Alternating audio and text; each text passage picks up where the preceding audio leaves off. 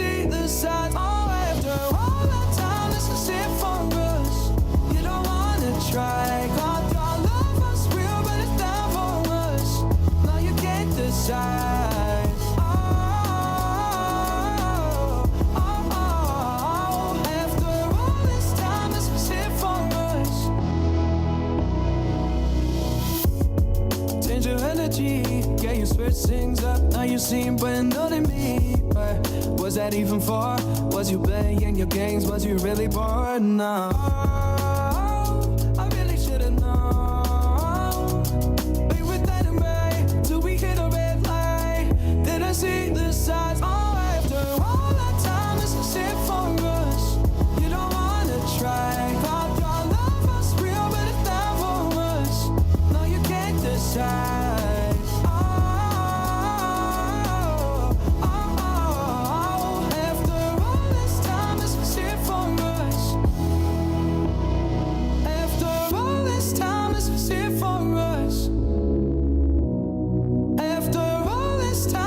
If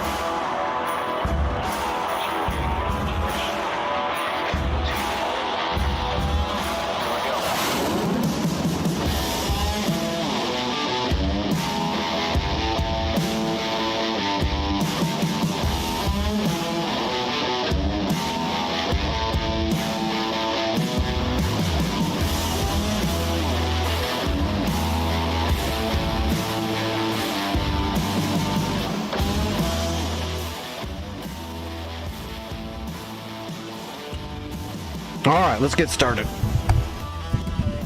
We're gonna, for the warm-up, I'm gonna do another cold start on the Focke-Wulf 190 Dora so I can practice. And then we'll probably jump into another pre-contact war tonight. Kind of waiting before we start the next North Pole hardcore war for the weekend. Alright, where's my Dora? There we go. I did grab a couple of liveries for the Dora. We'll see if those work. I installed them like an hour ago, so I haven't tested them to see if they actually work yet. Oh, never mind, they work, because that's one of them. What was the other one? There was like a Red Baron.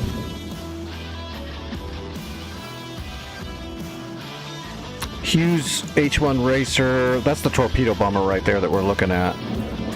There's the Red Baron. Request rearming. That's pretty cool. Copy.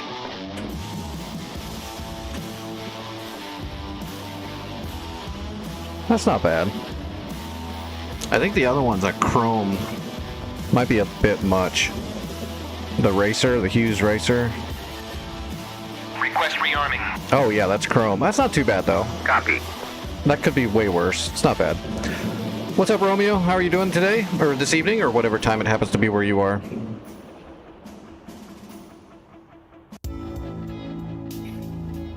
Okay, what's up, Frayne? Rearming complete. Yeah, I'm gonna mount a 120 on the belly of my Dora. Could you imagine putting an AIM 120 on a wing? It would start here and the tip would be out here past the prop almost.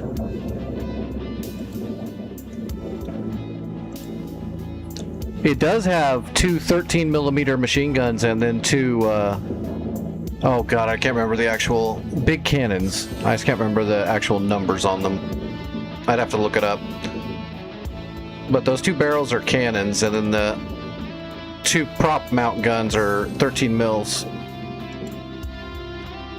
We are not using that chrome. Let's just use the torpedo bomber. Request rearming. Copy. It's going.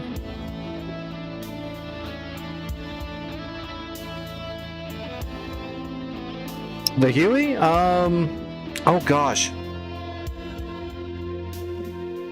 I was supposed to do a little workshop for someone tonight. I think it was Supreme. I think Supreme needed me to go over the navigation systems and MFDs on the Chinook really quick. I hope if he shows up, we'll do that after I do my Dora. If not, well, we can do a cold start on the Huey.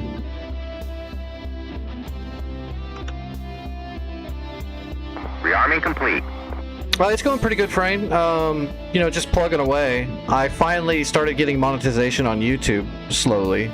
I don't have like ad revenue on YouTube, but I got big enough on YouTube that I can get like super chats and stuff like that going over there. So I'm starting to add more VODs and stuff to YouTube. And I've almost got the money secured to replace my throttle going out. So I've got my brand new stick, and hopefully by the end of this month I'll have the brand new throttle body. And then I'll be saving for monitors, probably. So we're slowly getting the rig all situated. Alright, let's start this thing.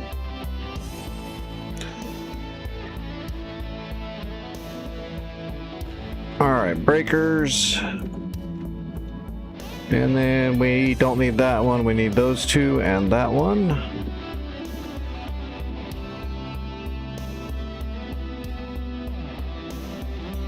Magnetos. Fuel.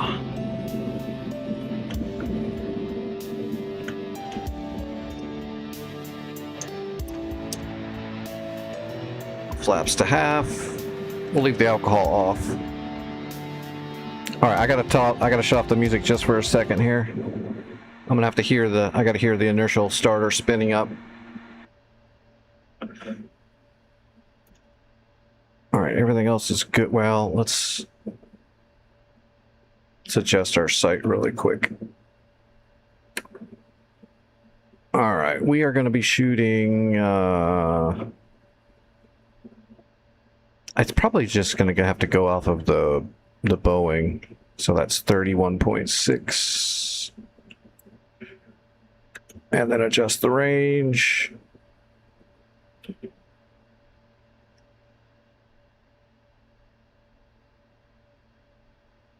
Let's go right in there at 1600. Okay. Sight set, inertial starter.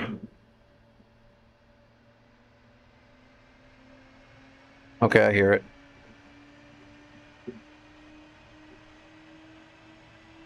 Voiceful, nice streak. Thank you. That's awesome. I hope you enjoy the show.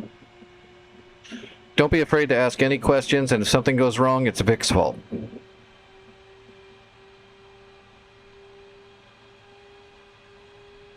Can you guys actually hear that inertial starter spinning up through the stream? I know some of the sounds sometimes don't go through on the stream.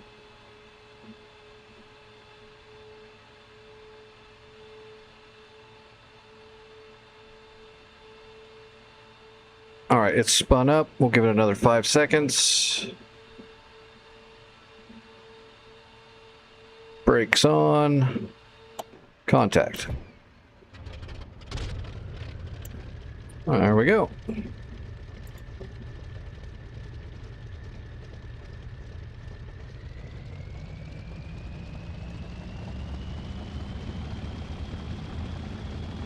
All right, we gotta let it warm up now. Got stuck when you have to throttle up the RPMs. My bindings weren't working. Okay, my suggestion would be for the throttle, because you're not going to use the throttle on a helicopter really ever. There's certain helicopters you might use it a little bit, but in almost all cases you're never going to touch the throttle because that will get you killed. The throttle stays at operating RPMs the entire time of a helicopter. So my suggestion would be just use your mouse. Unlock the throttle, and then once it's started, throttle it up to full just by spinning the grip with your mouse, and then just leave it. All your controls with the helicopter are the rotor pitch angle and not the rotor blade angle, not the RPMs. The RPMs have to stay steady and constant, or you'll lose power generation.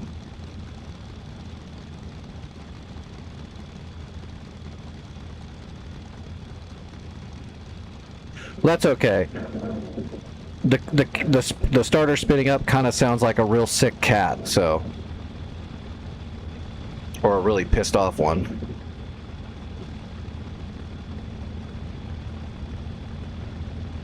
All right, flaps to half. We'll set the trim before we take off here. Actually, we're pretty good there. Come on, baby, warm up. Actually, this thing doesn't take very long to warm up. Let's see what... Let's go ahead and open the cowling.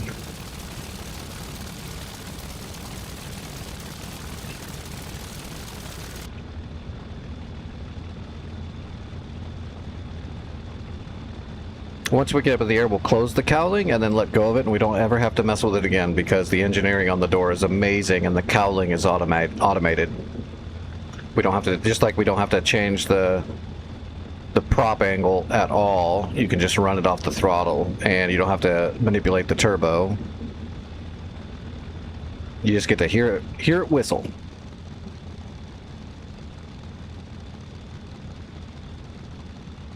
It definitely takes a beast of a computer to run this software for sure. It's well worth it, especially if you really want to get into actual real aviation. This is about the only way to go. I was a pilot until I got, you know, I've been flying my whole life until I got all messed up and I'm disabled now and I can't fly anymore. And DCS is absolutely the closest to real flight that there's ever even come close to, which is why, which a lot of people don't know, DCS, what we're flying right now, DCS is a civilian version of an actual military training software program. So there's another DCS that's only for military use that we can't use, that's got more information in it and it's more accurate to the real thing. But everything in DCS is extremely close to the real thing, all the systems, all of it. The flight models, the declassified stuff. There's certain things that are a little off for obvious reasons, but when it comes to flight sim, especially helicopters. The helicopter part of this flight sim is so close to the real thing compared to everything else. But so's the jet, so's the fixed wings. Nothing comes even close.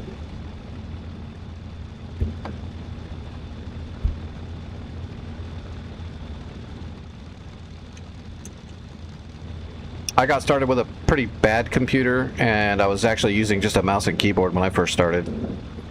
If you go back to my original videos from 2 years ago, like on the, I think I have some of those old VODs on YouTube. You can tell because the graphics are turned way down and it's a little spotchy and laggy. I don't fly near as smooth, although people thought I was using a HOTAS back then. I can see the problems I was having.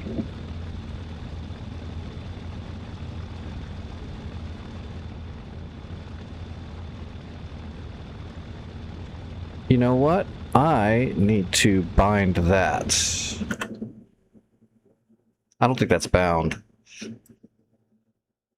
So that's the E40 EZ42 gun sight. Throttle grip, wingspan, that's fine. But what about that's the lens filter, I don't need that. There we go, gyro on, off. Is it just M? Is that it? Oh yeah, it's just M. I wonder if I can... I need to bind that to the HOTAS, because sometimes you're going to turn off the... That's the gyro, by the way. So let's go to everything and make sure I don't have anything bound on here. I do not have anything bound on there. So let's put it there. So I can just hit that to turn the gyro on and off. Perfect. Up, gyro on, down, gyro off.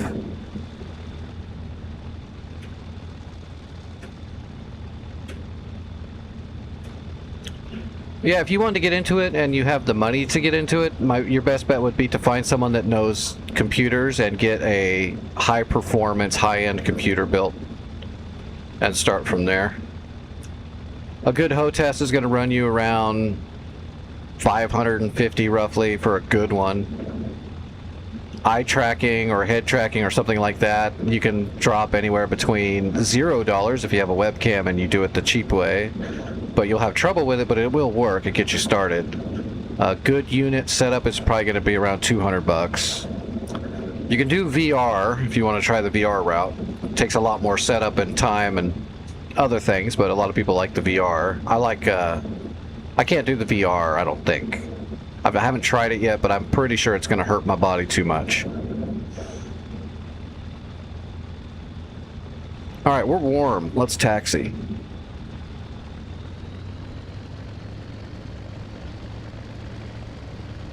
The hard part, trying to take off in this thing.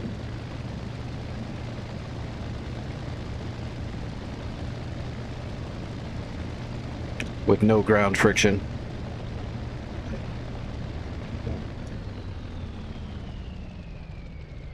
God, I love the sound of that turbo spinning. Alright. Let's get lined up and get the wheel locked. That looks pretty good.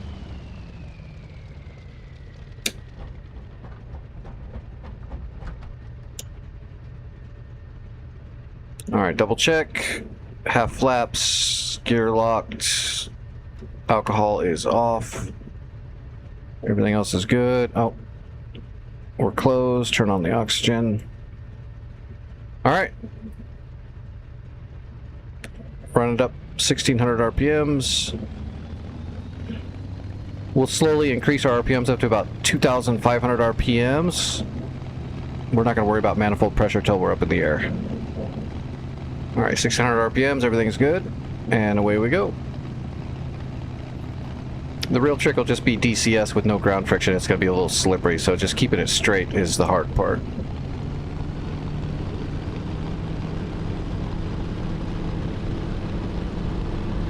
That's why you got to have a real steady increase to power. You got to use differential braking to try to stay straight until you get fast enough that the rudder takes over. Looks like we have rudder now. We're looking good.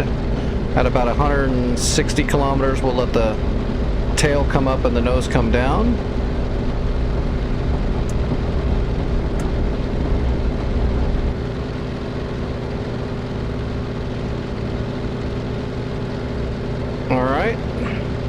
Now we're going to increase our manifold pressure up to 1.3. Gear's going to come up. And we're going to bring the flaps up.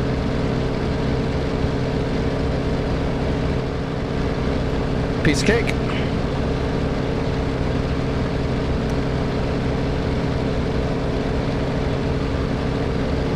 Alright, alcohol's on. 3 red lights. That's it, we're flying.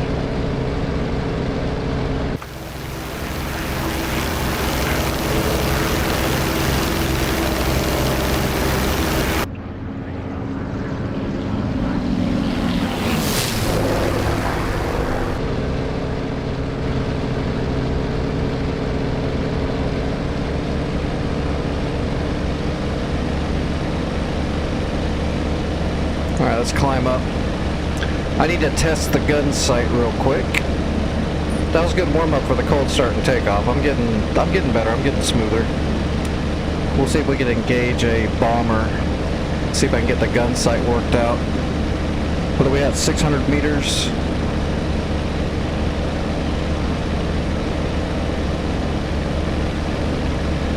Turn the gyro on.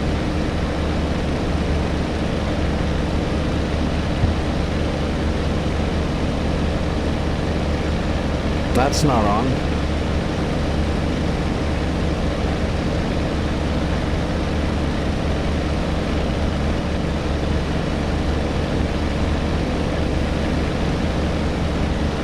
There it is. Okay, it's on.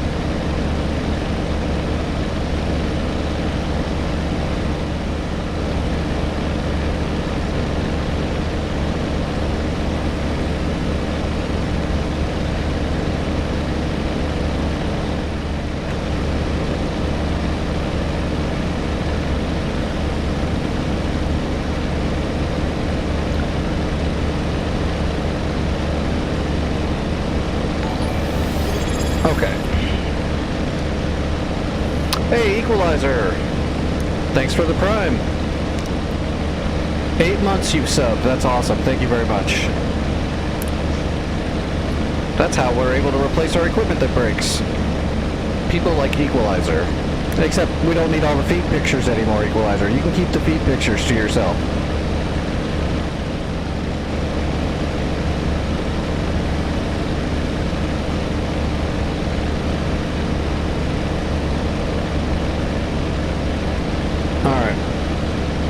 There it is right there.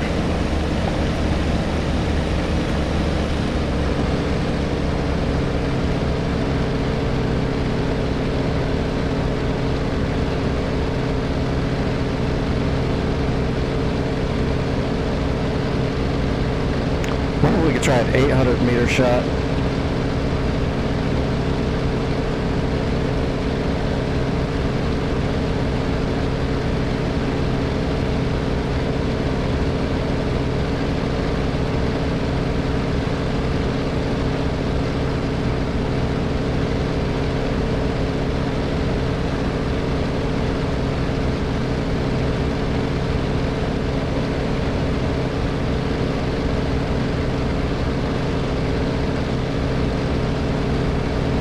There we go. I forgot to set my...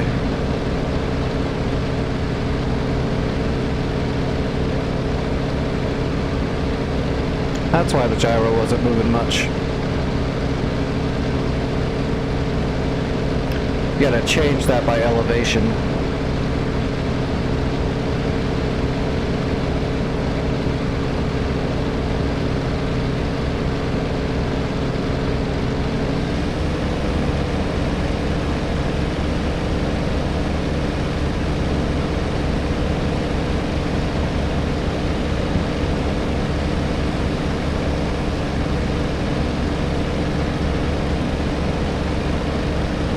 So if we've got the correct parameters in the gun sight, when the enemy's wings are touching inside that circle, the gun sight will be close to accurate.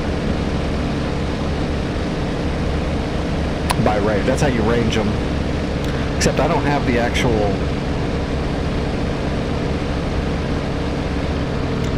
The Boeing seems too big.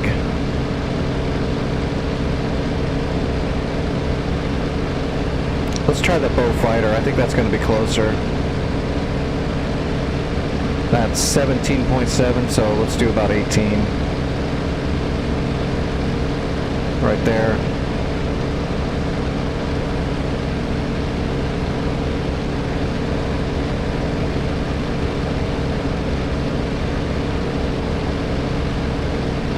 Everybody wants the P-39. The Lightning. It was very fast. It was a great interceptor. Everybody wants that in DCS.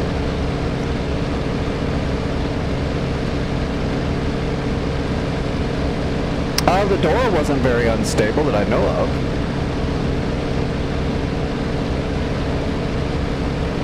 The Antoine was pretty unstable. The Antoine's the shorter, smaller version of the Dora.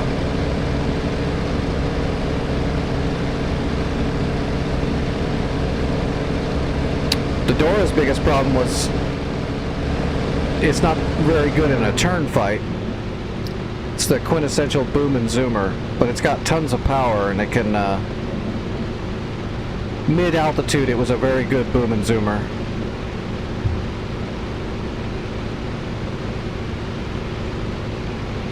You know, like a Mustang couldn't just fly away from it. But if the Dora pilot tried to get into a turn fight with the Mustang, they would lose that.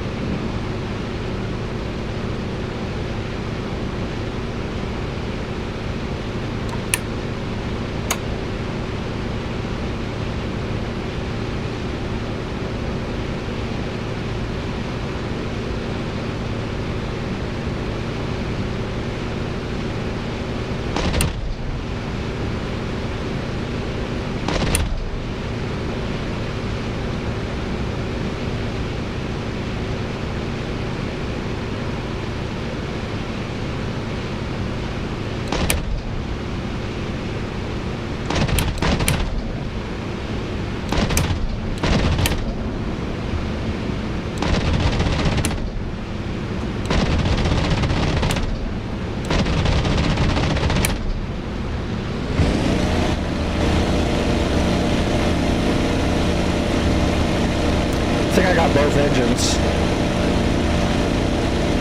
Oh, yeah, you're right. I got the 38 and the 39 mixed up.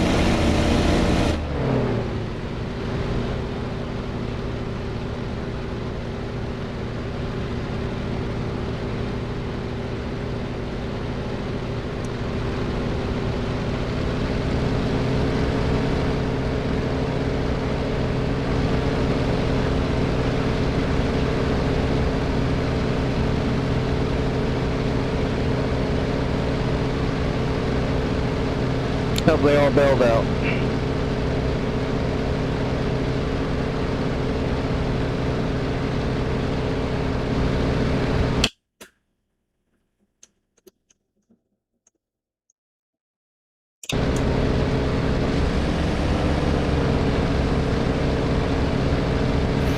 I don't think we'll...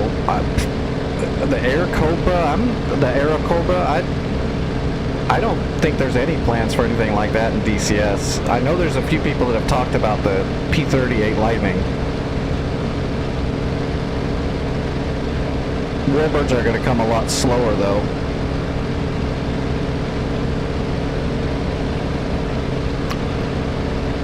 Until they start listening to me and fix the ground friction problem, and then they can probably get people playing Warbirds again a lot quicker.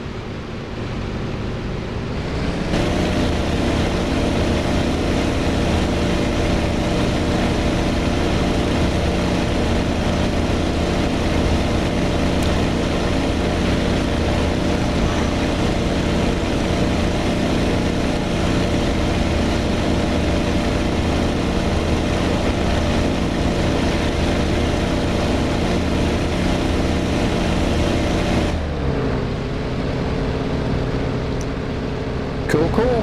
Alright, that's a good door warm-up. Soon I'm gonna have to equip the big rockets on here and test those. One of the reasons to get the Dora and DCS was for those 2 rockets. Those factories over there and that tower, which can be really hard to blow up in the World War II servers, unless you get like direct hits with big bombs, those rockets can take them out.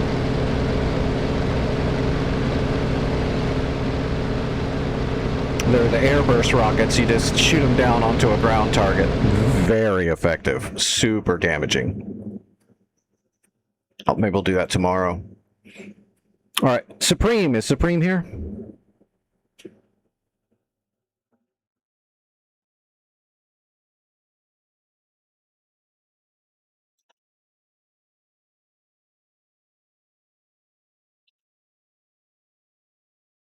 Oh, can you throw a link of it into the Discord?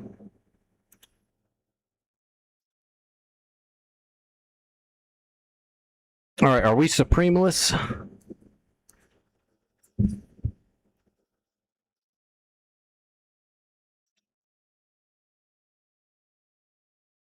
Oh my God! Actually, I wonder if I can remember how to even start a Huey. Give me a second. Let's put a cold Huey in here, and we'll do that.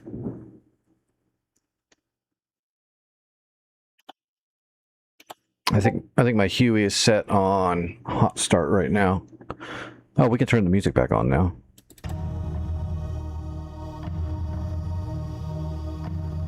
The ambiance. Awesome. I will check it out later. Actually, I can check it out in just a second. All right, where's my Huey? There's a 2-bladed vehicle. That's got to be the friggin' Huey right there. Huey 1. That's a hot start. And this one is a cold start. Okay, so we have a cold one.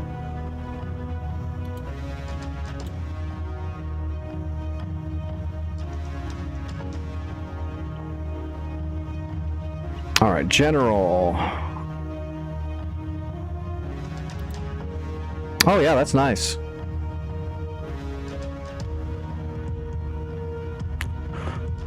Two engines with a bunch of guns. What more could you want? Great interceptor.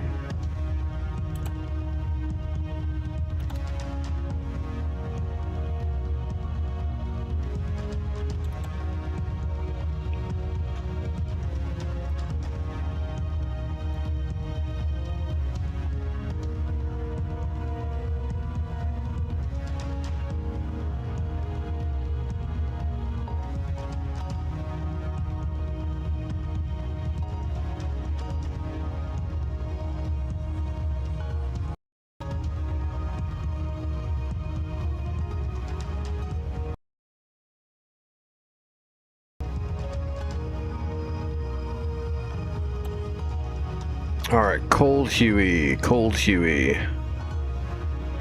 There's a Huey.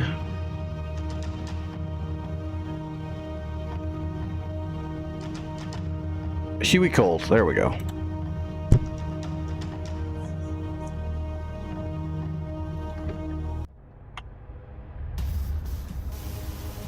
Today our helicopter is brought to you by me.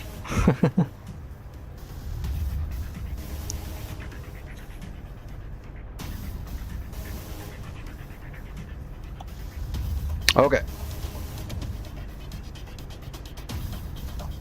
So let's see. First thing was AC phase, right? Inverter spare. That's not right yet. We need essential bus. Generator power on. Starter generator on. And then we kill the sound. Okay, from this point now, usually what I do, Trife, is come down here and instead of making a binding, because you're not going to need to work the throttle, just roll the throttle upward and then back it back down. So that way it's on idle. So you have to click it off to start it and then put it back to idle. Turn on your fuel.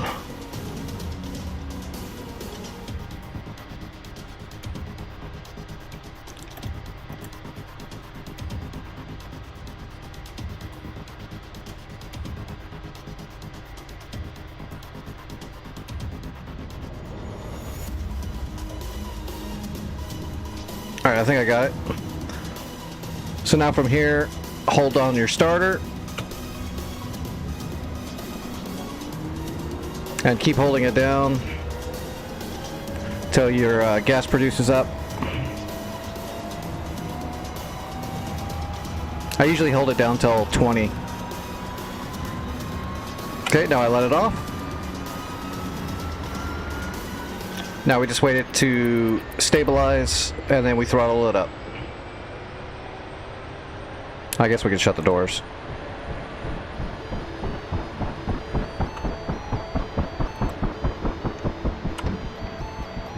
Or else it's gonna get really loud. Okay, stabilized. Now we slowly increase the throttle.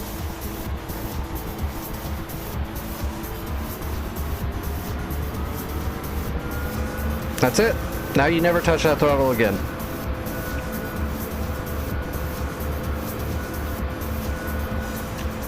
Alright, now we come up here. Inverter to main.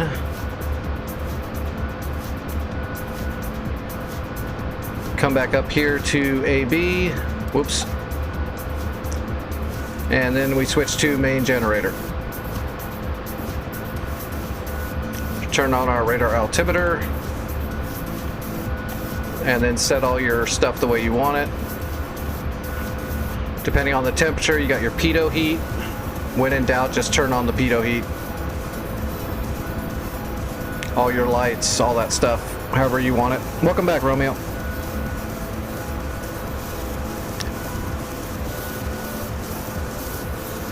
That's pretty much it, Tripe. We're hot started. Turn on your IFF. Turn on your radios.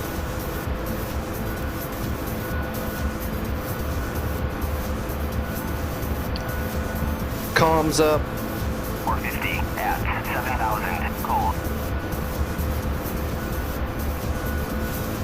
Countermeasures.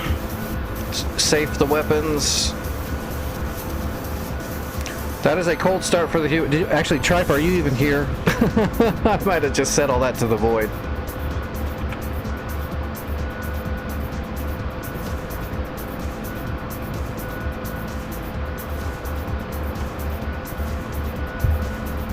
That's okay. He might be at work busy. I could do it for him later.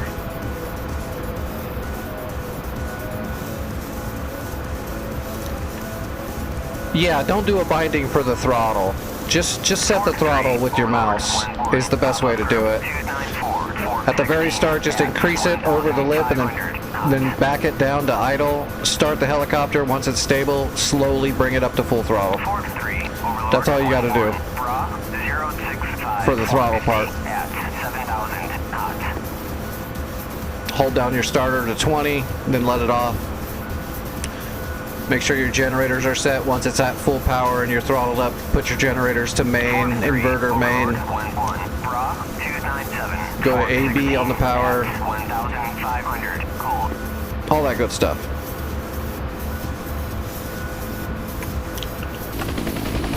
Oh, this is a blank Huey too. But yeah, because you're not going to use the throttle for anything else, you're not going to mess with that throttle unless you want to die. I would just set it that way. That's what I always do as well. I don't have a binding for it. If I have a binding for it, I might accidentally hit it. If you lower the RPMs of the engine while you're flying, your generators are going to pop and you're going to fall out of the sky. Oh, actually, you won't necessarily fall out of the sky, but you're going to have a big issue. Luckily, the Huey's mainly analog, so...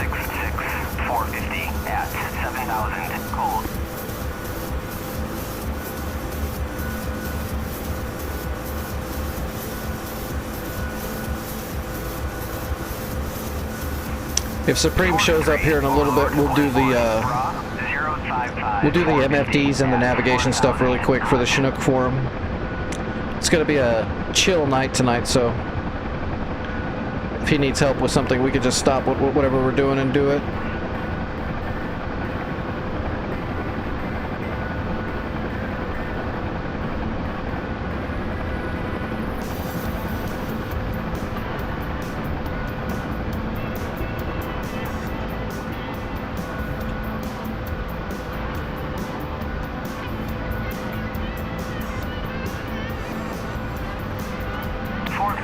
Overlord 1-1, bra 066, 450 at 7,000 knots.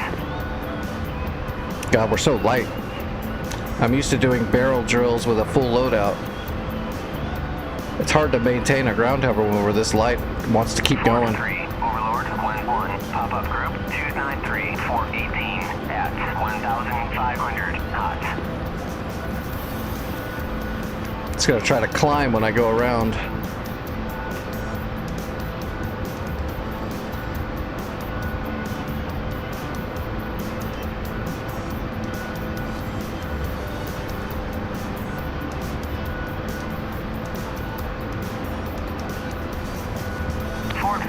Overlord 1-1, bra 292, 417 at 1,500 knots.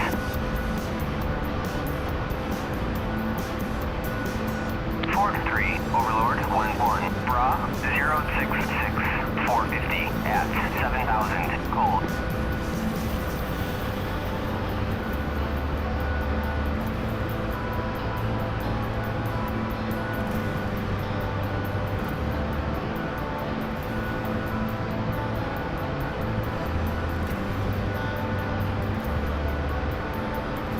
Knock, knock.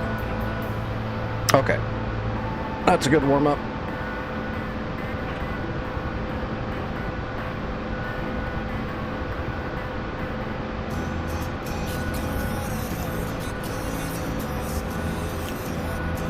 Huey's super easy to start. Go start a hind or a black shark.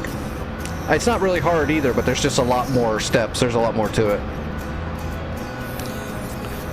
Takes a little bit longer to get used to the Russian helicopters doing cold starts.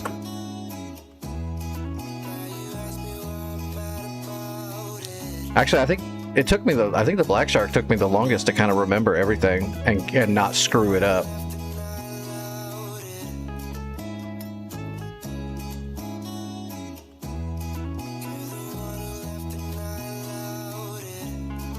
Alright, no plans. I'm just going to choose one of the easier fun wars, depending on population. I don't want it to be overpopulated server, because it won't be as fun. Will be too many people will be going after the same... Oh, there we go. Nobody's really on right now. Syria or Caucasus? Let's hit the Caucasus.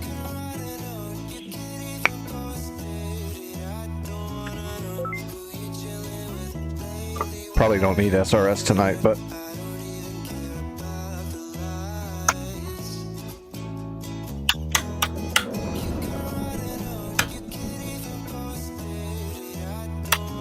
Okay. HOTAS is reset.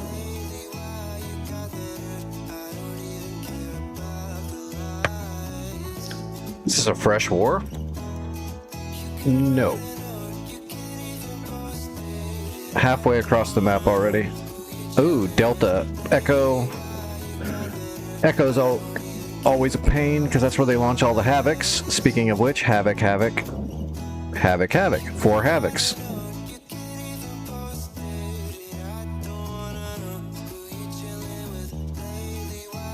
You'll be able to complete the process first time now, just by using the mouse to articulate the throttle by hand. It'll solve all those problems that you were having immediately. If you can't just throttle it up. You can't just hit a button and it'd be at 100%. The engines don't work that way. Start it at idle, and then once it's stable, because you got to wait for the rotor blade to catch up to the engine RPMs, or you're going to burn it all out. All the clutching and stuff will just smoke.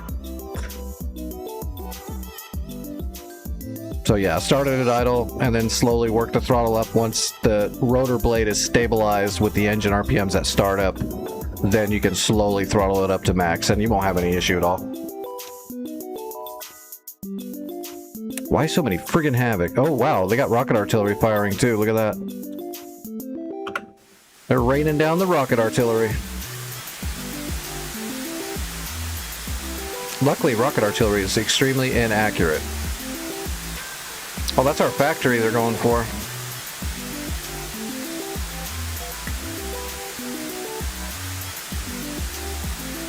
I lost my mouse. It's not letting me. Oh, miss. Went over the top.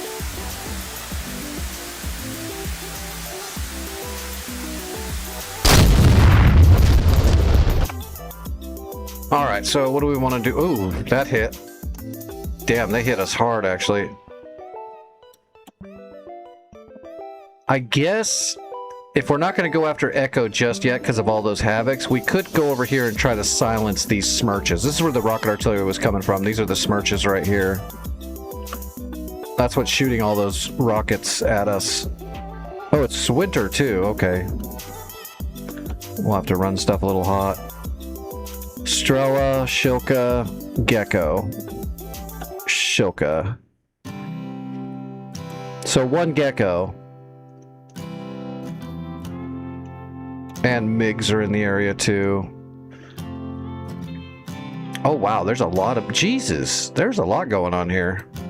I guess our first thing we'll have to do is try to silence that Gecko. So let's grab a Viper. We'll get up in the air with some harms and some AMRAMs and try to silence that Gecko, and then we can go from there. Alright, Krimsk. Let's grab a Viper with an Elant pod. We probably don't need that many harms. We're just gonna go after the Gecko. I'm not worried about Krasnodar, so let's take a couple of extra AMRAMs. We'll take the bag to get up to altitude, although we don't need that much altitude either. We don't need to go up to the perch for a Gecko. It'll never turn its radar on if we do that. It's gonna be a low altitude straight shot. Yeah, that'll do it.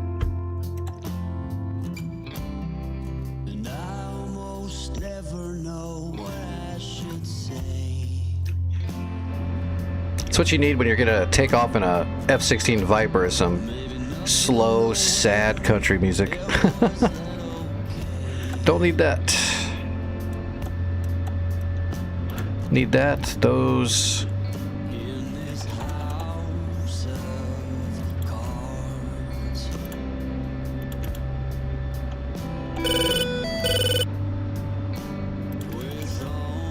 Alright, bag is up.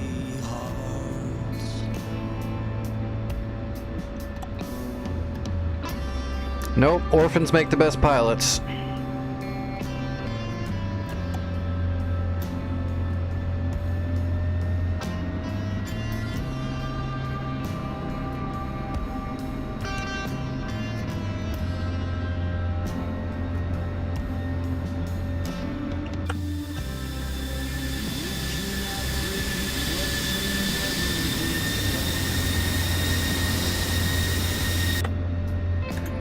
Alright, I guess we'll take off and then we'll take off and we'll spiral south and gain some altitude, and then we'll go nose on once we're all set up and fenced in and head in the right direction. That way, because there's so many enemy jets out there, we don't want to take off and just head straight at them. I'm sure all of those Fulcrum S's are all packing R-77s, so we got to be careful. R-77 will get you.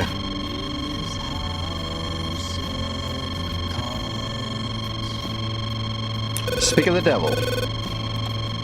That's an S model Fulcrum.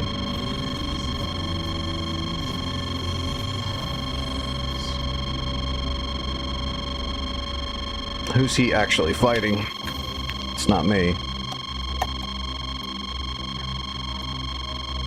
He's going after a Chinook, maybe? Yeah, it looks like he is actually going after a Chinook. That Chinook set up a Roland out here. Oh, it missed though. It's good smart play. Setting up those SAMs out here in the field to catch them up.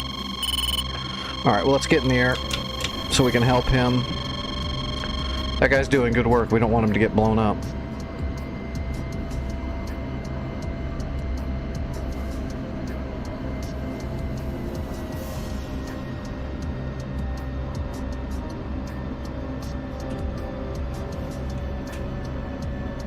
Alright, here we go. Mill power. Jesus, the data link is just covered.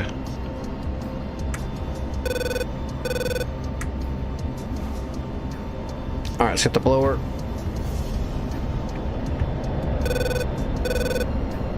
Rotating.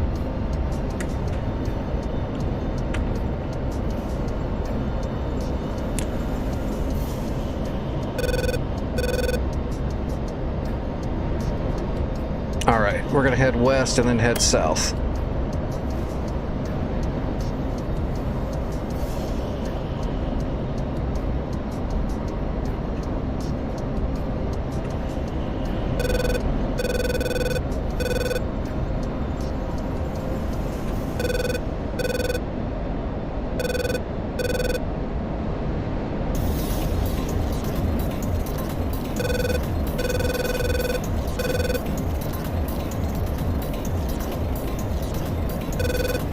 Tree fitty? That's possible.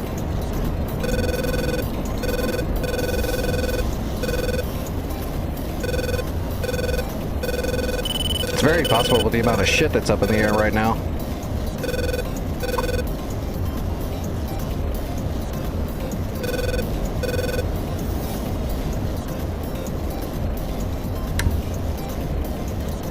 Alright, let's get our harms powered up. And let's get our fighting mode set up. All right.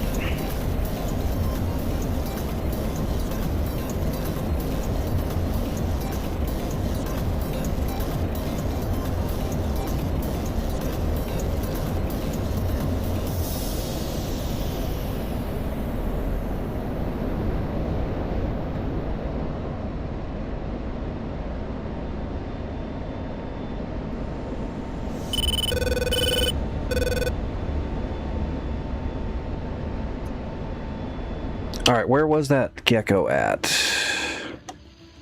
Foxtrot. I don't have the numbers for the pre-briefing.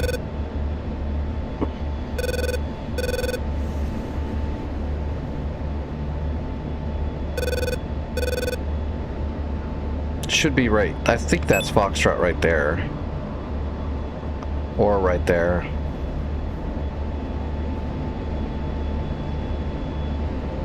Oh, our Sams are shooting. Oh, they got one.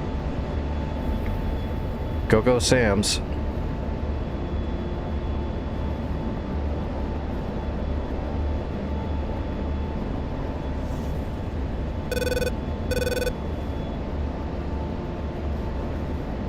Oh, you know what? That is Foxtrot.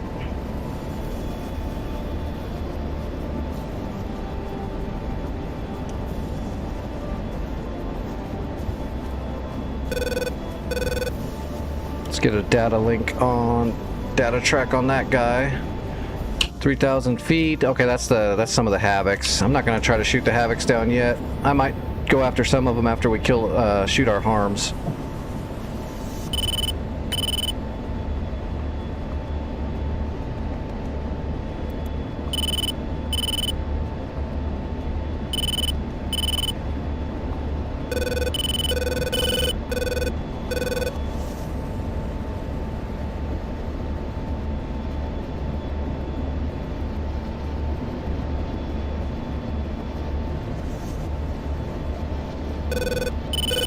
Yeah, that's the gecko.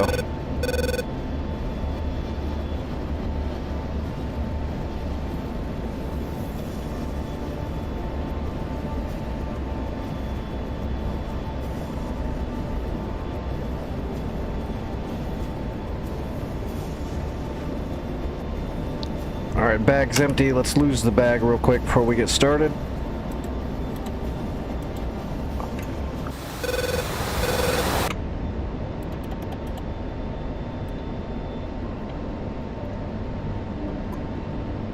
Alright, we're ready for war. That's the gecko. And we got the gecko. We're just gonna... Oh, triangulate it already. Alright, let's get a shot off. Hitting the blower. We need to get closer and we need to get faster. Those guys over here at like 20,000, 25,000 feet, those are those fulcrums. Try to get both of our harms off. Alright, Mach 114, Magnum 1.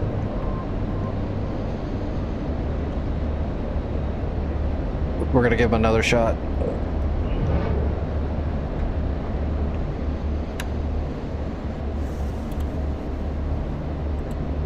Caution. Caution.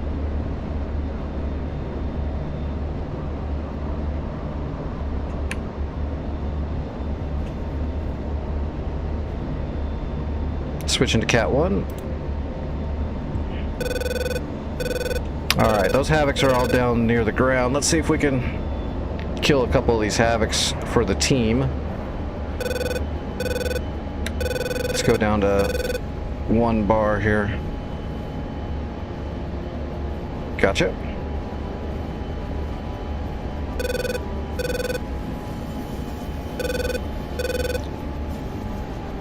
Box 3.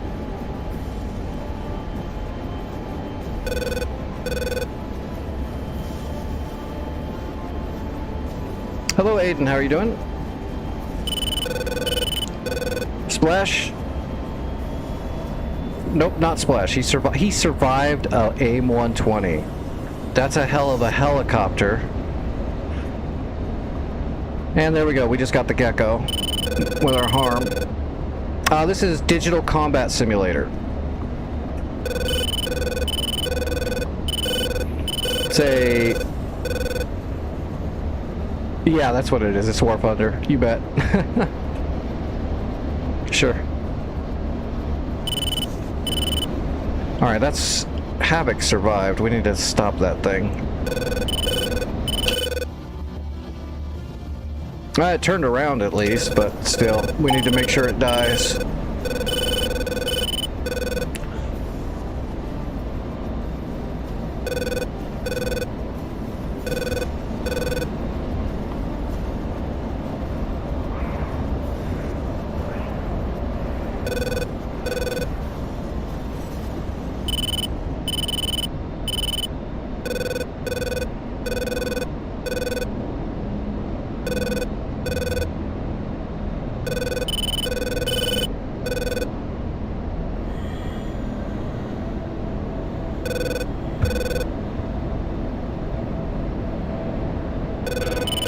Altitude.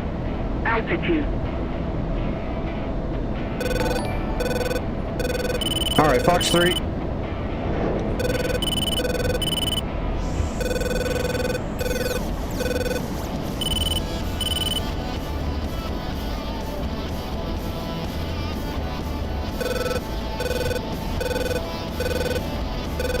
That's 2 AMRAMs. Go down. Shit. Cap flare.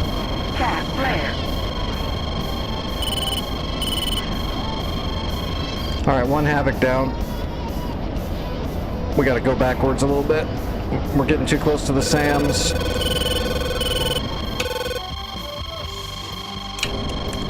SAMs at Echo.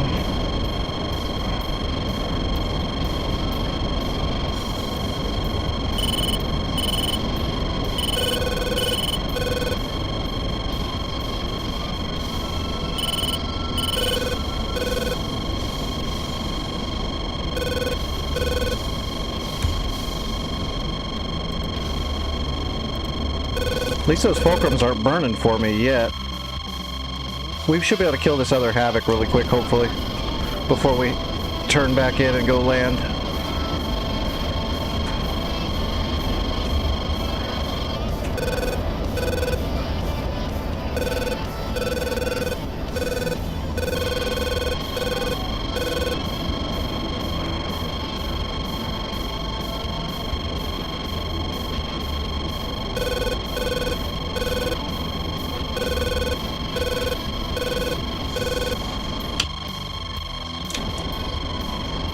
Come on.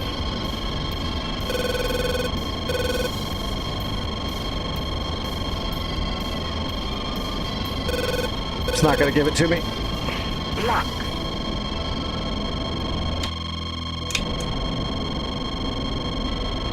Is that him? I don't think that's him. It's not.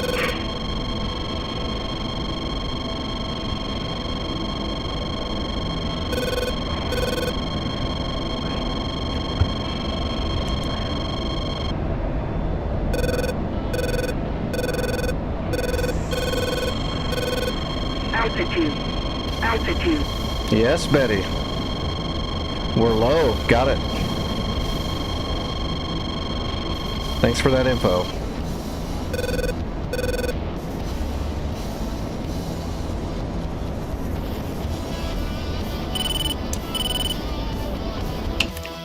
Alright, I guess we're just gonna let him go home. Alright, let's RTB. We got rid of that gecko, so now we can go assault Foxtrot, and we'll take out those rocket artillery so they'll stop shooting at us. Krimsk, so that's 1, 2, 3, 4, 5, 6? Thought it's 7. I know it's 7.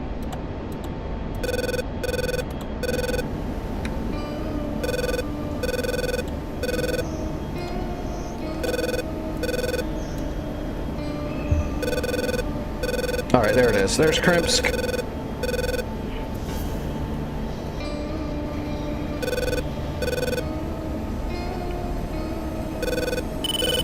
Yeah, this one's DCS, Digital Combat Simulator. A little more real, well, way more real, way less arcade.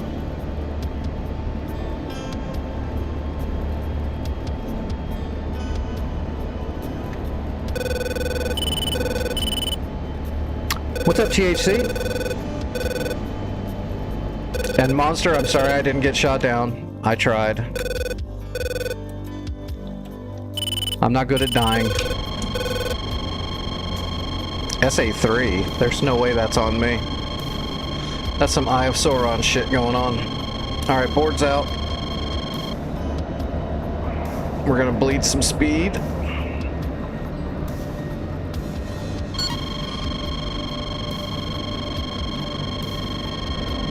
Altitude. Altitude. We're a little heavy with fuel, but not too bad.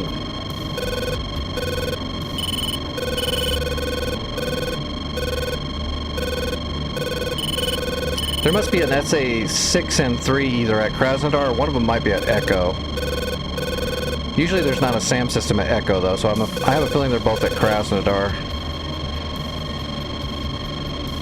Our gear, we're just gonna shoot straight in.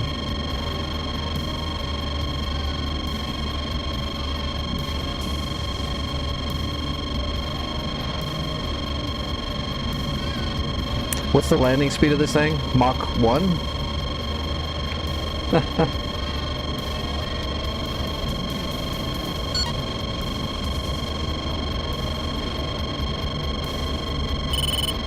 That must be one of our refuelers. Or it's an AWACS. It's probably a refueler. AWACS wouldn't be this far forward, I wouldn't think.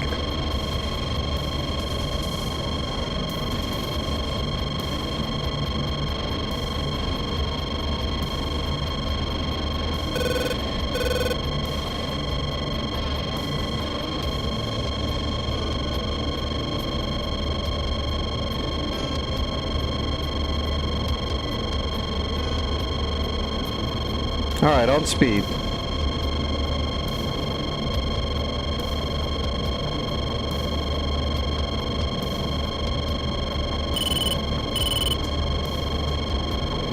And on time.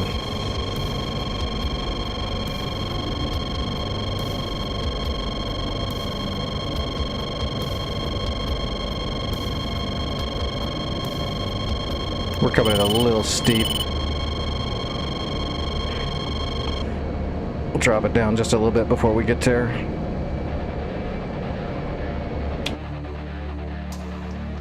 Yeah, we'll go straight for Gecko next, or Gecko. We'll go straight for Foxtrot. It just depends on what we're going to use. Do we want to use a helicopter or do we want to use a strike craft like an A-10? Probably an A10 for the first flight, just to, because there's Strelas and Shilkas and all that. We'll hit those with the A10.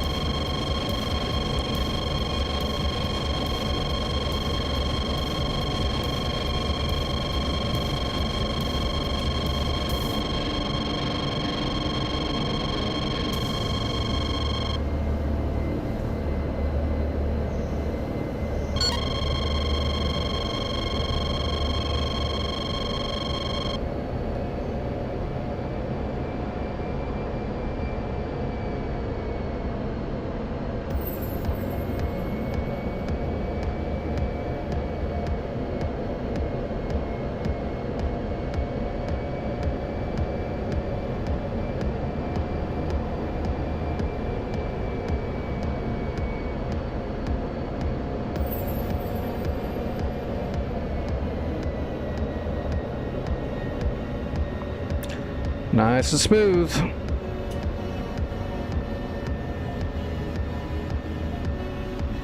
Decent aero brake. Cold as it is, I was hoping to get a better aero brake than that, but it doesn't matter. Alright, first flight.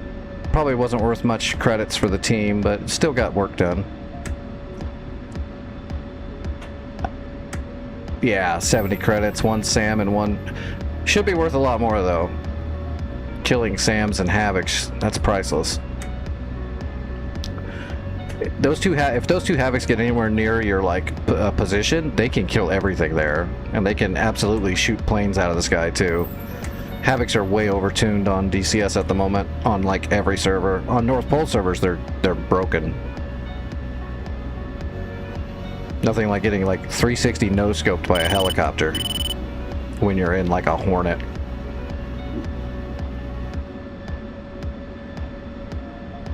Alright, boards in.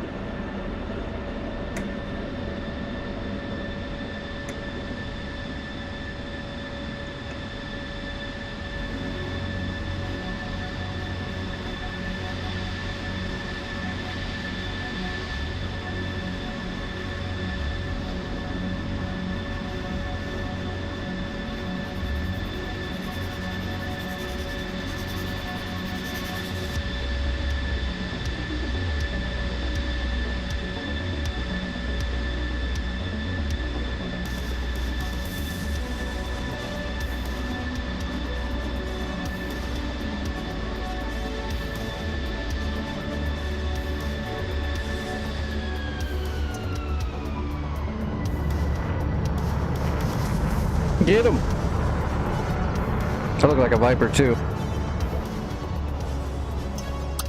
Alright, we're out. Oh, there's also a convoy of tanks coming. We might want to stop those too. But the main goal is to kill these smirches right here. Or else they're just gonna keep shooting. And they might actually start hitting shit. So let's grab the A-10. And remove this crappy loadout with stuff on the wrong side of the aircraft.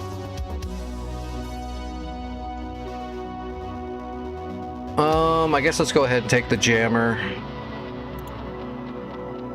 Take 6 Ds. And let's go ahead and bring 2 12s, single 12s. And we're gonna bring 2 105s.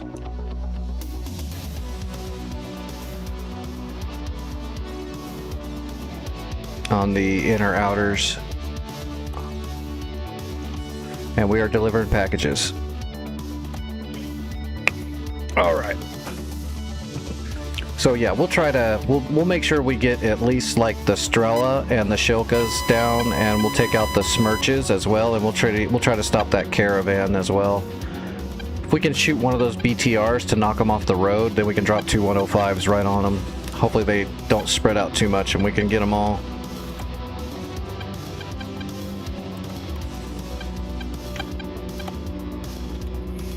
All right, let's get all set up. Broadcasting.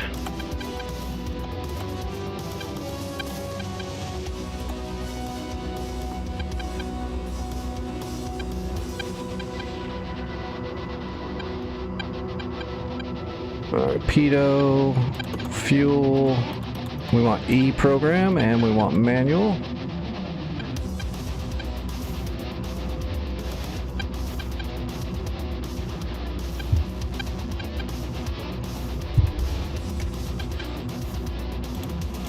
Did they give me an ATIS? I didn't see it. Was there a little box up here with information like wind and QFE and all that? Did I miss that?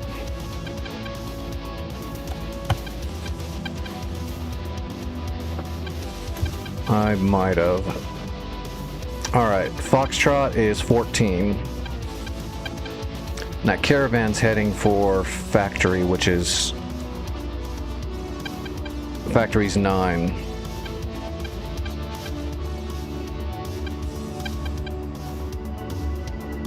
Oh, can't see.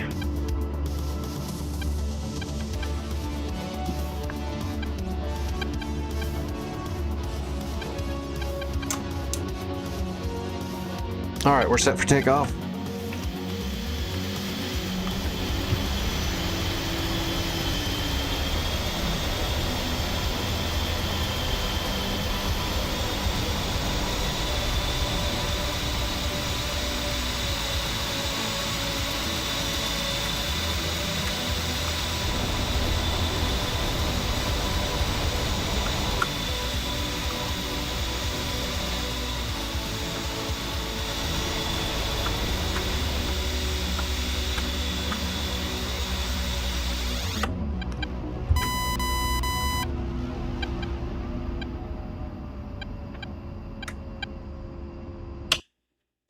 Alright.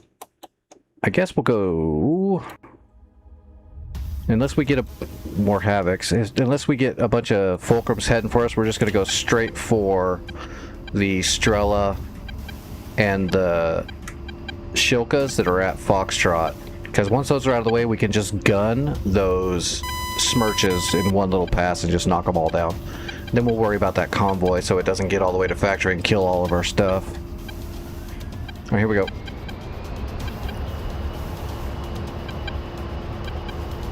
Oh shoot, we need to turn. We're gonna go ahead and start our Mavericks right now to let them start warming up.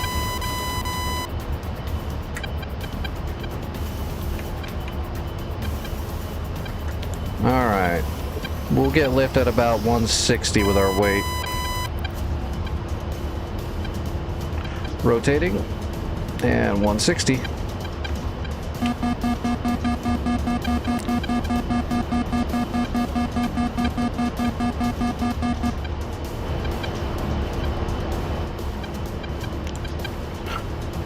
.200 knots, flaps coming up, and we're gonna head towards Foxtrot over the top of factory. I wonder if I should go ahead and stop that convoy from moving forward right away, or if I should just worry about Foxtrot first and not worry about the convoy at all until I'm ready.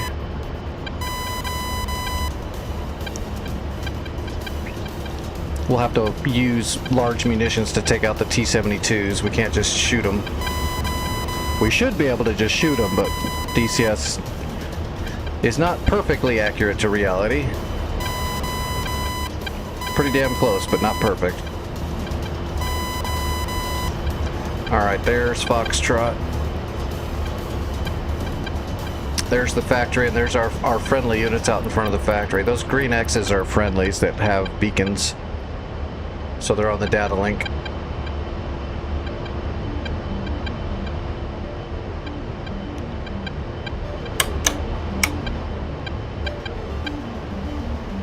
Alright, we're gonna climb up at least to about 7,000 feet.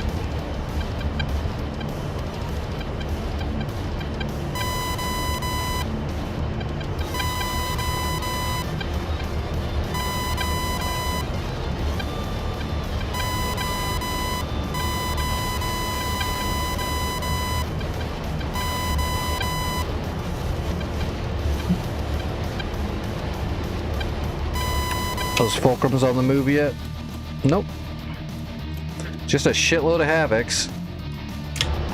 Maybe eggs and bacon are going after the havocs.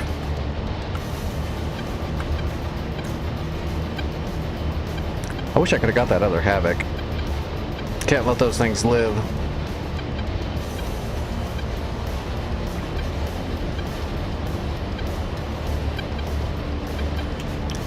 Alright, we're gonna worry about the Strela and the Shilkas at Foxtrot first. And then we'll come back around for that caravan, if it's still around. Alright, and whereabouts are these things? Right in the middle. Strela's right in the middle of the field. Oh, it's right in a tree line though, that might be a problem. T90s are up in that tree line with a Shilka. Okay.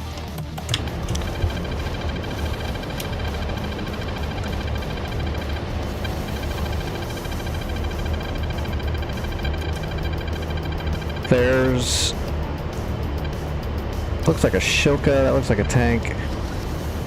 There's the Strela. There he is. Marked. And broadcasting on the data link.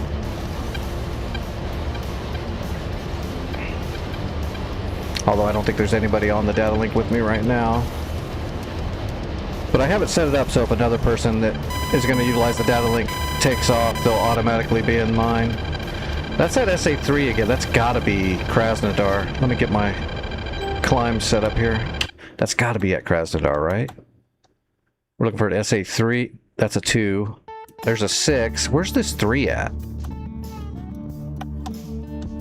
11. That's a lot of SAMs at Krasnodar. Is there a 3 at... there is a 3 at Echo. Damn.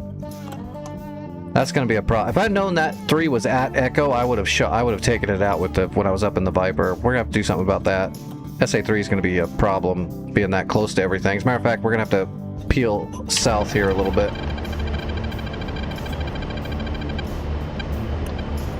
I could have sworn when I looked earlier there was no major SAMs at Echo. There was just SHORADs.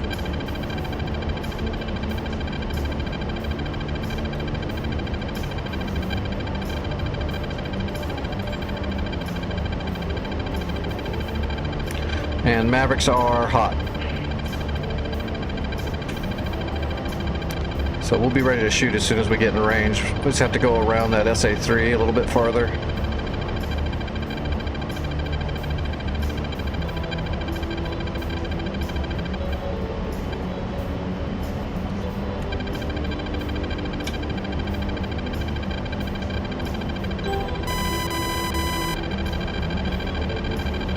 There's the SA6. That's at Krasnodar for sure.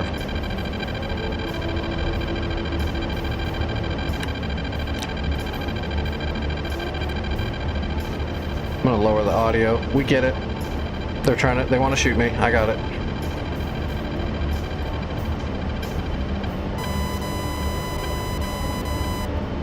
What's that big boy?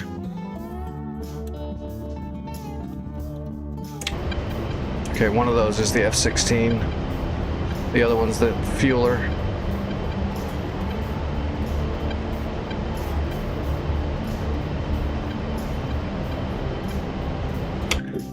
Did he shoot the, no, he didn't.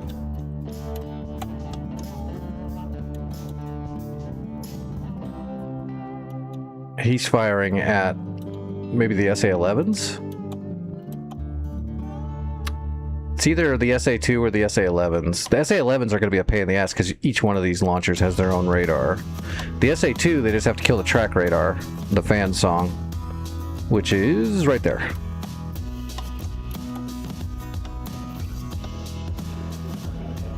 We'll see where his AGM-88s go. That one looks like it's going for the fan song, so that's good. That one's going after a Tor. That'll be good too. Boom, yeah, he got a Tor. That's a GBI. And that's the fan song for sure. Got it. So now the SA-2's neutered until they repair it. It can't shoot anymore. Alright, let's turn into our shot now. 17 miles. We gotta get within about 8.5 miles. We're gonna fire one Maverick at the Strela, and then we'll try to spot a couple other targets here in the seeker head. Slaving. Alright. We are set to shoot. The other targets are right here on the backside.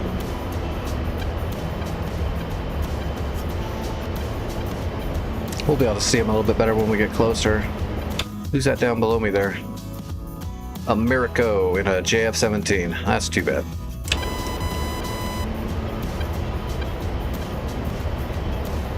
It's a Jeff. He must be out of gas. Those are the Smirches right there. Those rocket artillery we need to destroy. That's them 4 right there.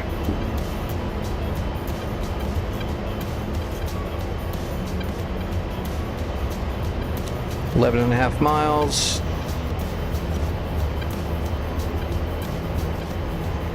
Where was the other Shilka that's there? To the left of the... It's to the left. So that means that's the Shilka right there. We need to shoot that.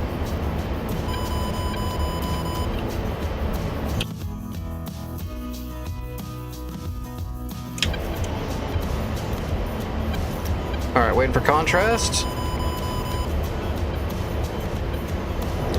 Rifle 1. Rifle 2, switching pylons.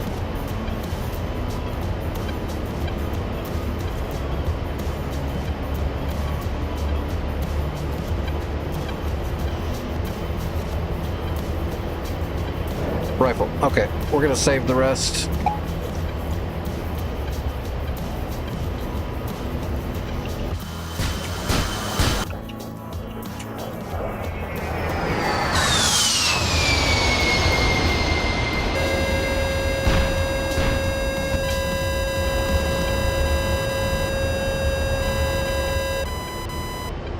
We'll come back around after those hit, spot new targets.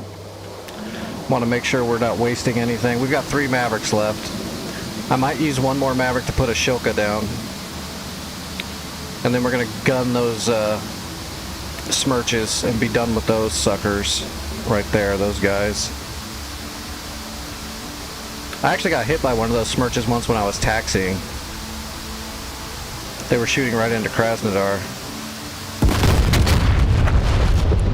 Strela, Shilka. What did we get over here? Oh, it's a BTR. I thought it was a T90. That's the T90. I missed the T90. Where's the Shilka over here? Shilka's in the woods. Okay. Oops. We want to see if we can find that Shilka in the woods and shoot it. Shilka's a 4-barrel AAA gun, radar guided, so if you're going to have to dive into an area to strafe, you don't want any Shilkas alive in the area. Bad idea.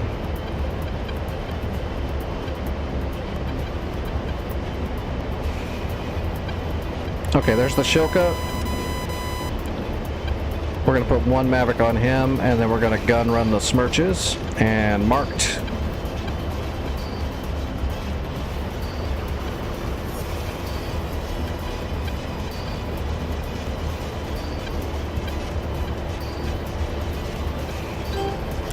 Alright, slaving. We are ready to shoot. Gun is hot. Waiting for contrast.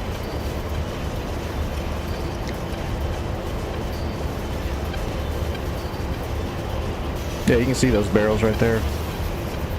Wonder if I should go ahead and get one more shot off to just get the T90 out of the way. Whoop! It locked the T90. Oh, don't do me this way. Got it. Got it. Okay, we'll do that. That'll be the T90 and the Shilka.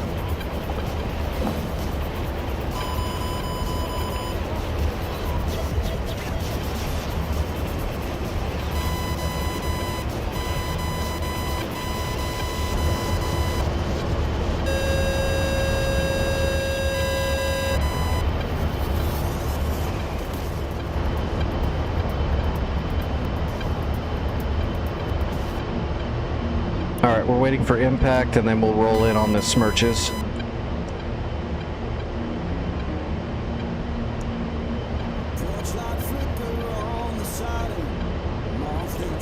Should have both of those targets.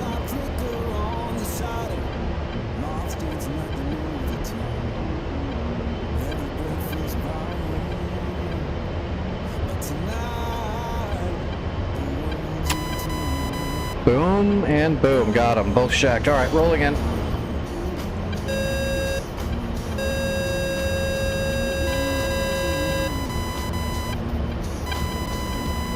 And then we're going to go hunt down that convoy.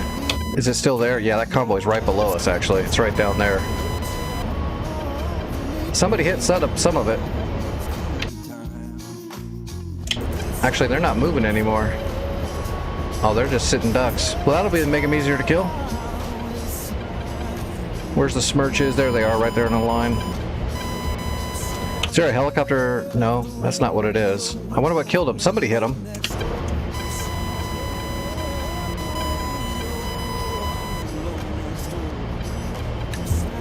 Let's go ahead and bring the camera up.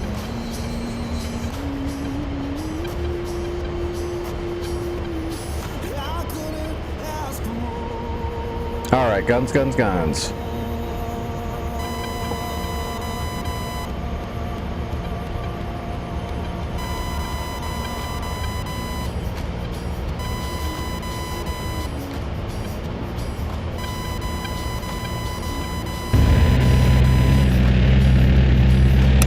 Well, that should do it.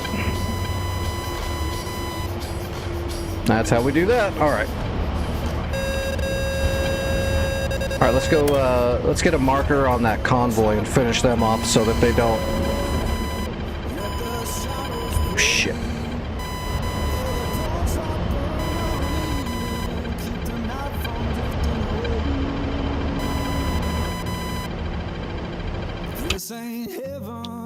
Alright, let's get a marker on that convoy. We need to kill them off. We'll just use our Jehemics. Where were they? Hey, Bubba, how's it going? Glad you enjoy.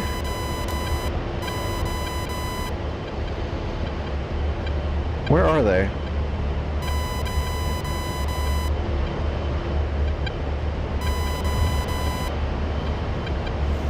Weren't they on fire? I should be able to see smoke. Oh, I am looking at the way wrong spot. They're up here.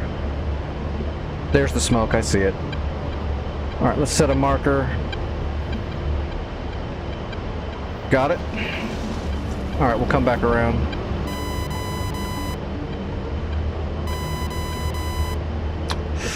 Drew from Florida, welcome.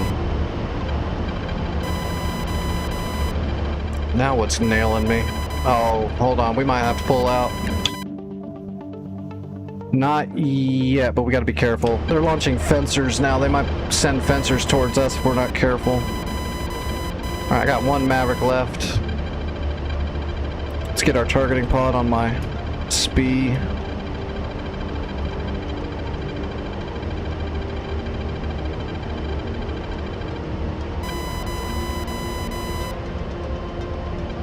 Alright, we're looking for a T-72.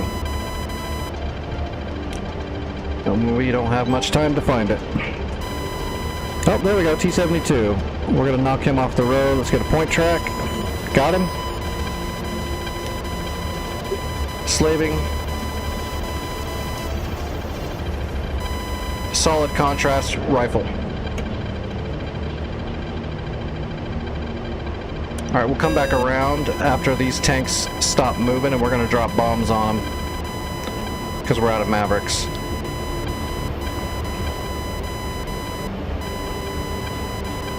Boom. Good catch, buddy. Good catch. Just to get a good idea, what's left? 2 BTRs and a T-72. So we got to find the T-72 and we're going to drop a 12 on his head.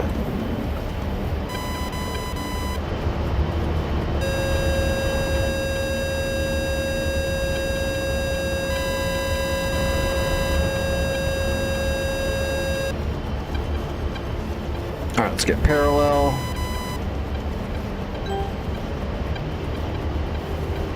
That's the 12, or I'm sorry, the 72. Let's go drop a bomb on his head.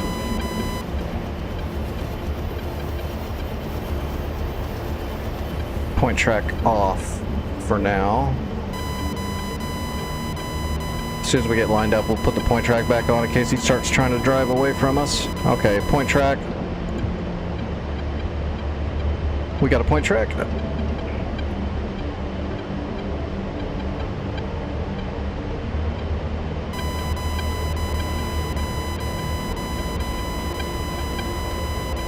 And Pickle, we're low altitude. We're going to laze immediately.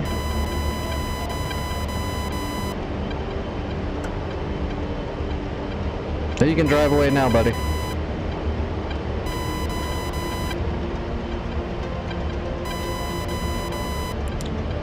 Good stuff.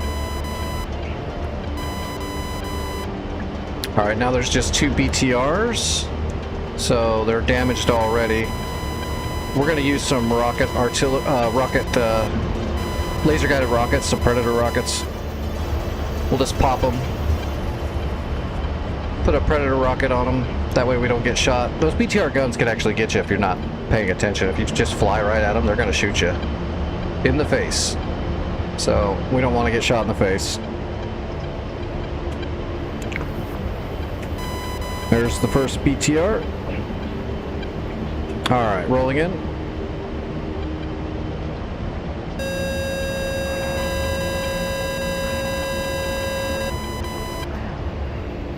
Point track initiated.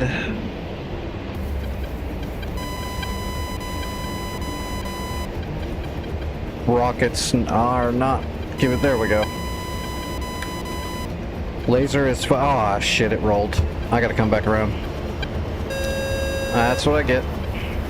I wasn't set up properly yet.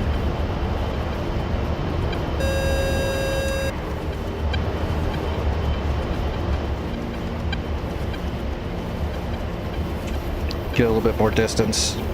I could just gun run them, but I could gun run one of them safely, but if I tried to get both of them, there's a chance I'd be, after the first shots, I would get too close. So what I might do is fire a Predator rocket at the first one and then gun run the second one, would be the smart thing. That way we're not spending too much time on target with these two idiots.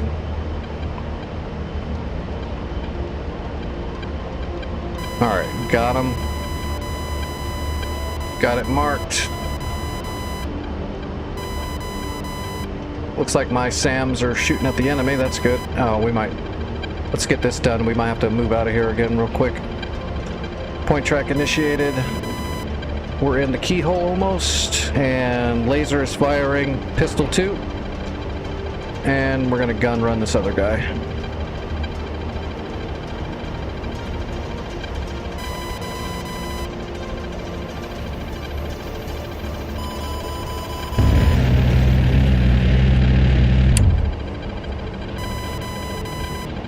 Gotcha. Okay. Both of them are down. Laser off. Stow the targeting pod. That should be the whole convoy, right? Yeah, that's the whole convoy. Alright. We got some munitions left. We'll go over here to Foxtrot if we're able to get a little bit more work done, but if they've got too much stuff getting in the airspace, we're going to have to hold off on that. A bunch of Fulcrums fly over here. There's not much I could do besides try to get out of there before they get to me, and they can run me down. So, okay, we've got some air defense. We can probably get up here and drop our bombs. Let's give it a shot anyway. We're still on Foxtrot. Yeah, we're on Foxtrot. Let me grip my marker back up on my helmet. Get everything reset.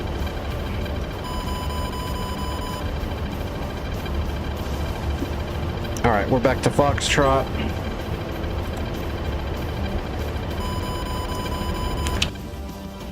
We're looking for that T-90. That's the most righteous target, but we have to be careful. There's a man pad right there that can kill us. So let's find the man pad first.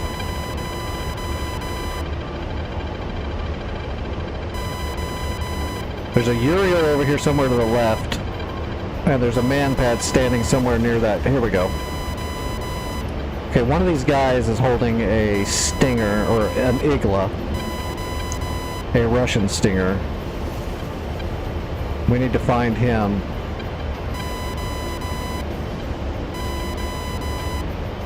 Here we go. He's right there. Okay, we got him. We got the man pad. We'll hit him with a Predator rocket, and then we can move on to the T-90 and drop bombs, because then we can get close enough to do it.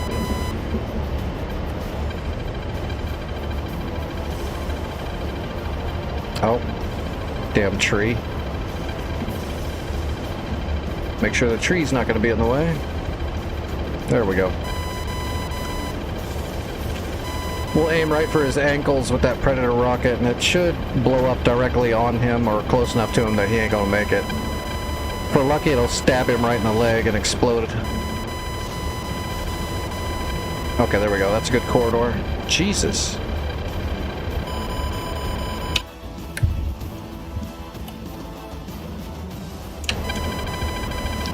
There's a frog foot right here. I'm gonna have to ignore him for now. I gotta get this shot off. Lasers ready, lasers ready. Yep, we're ready. I am almost out of chaff and flare, so we've definitely got to get out of here soon. 4 miles we can fire.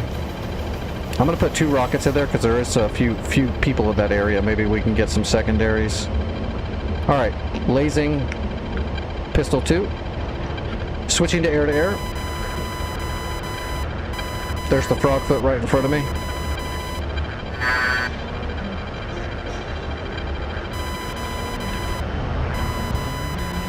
Come on, rocket, hit him. I can't hold the laser much longer. Shit. I hope that hits. We got him. We got the Igla. Where'd the frog go?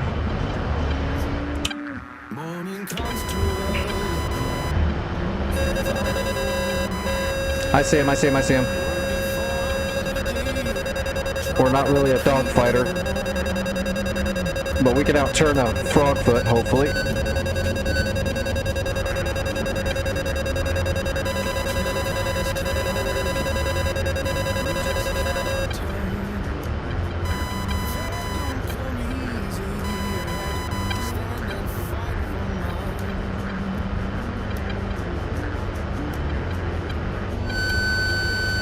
Fox 2. Tell me we're going to get an air-to-air kill in our hog. Thank you. Good catch.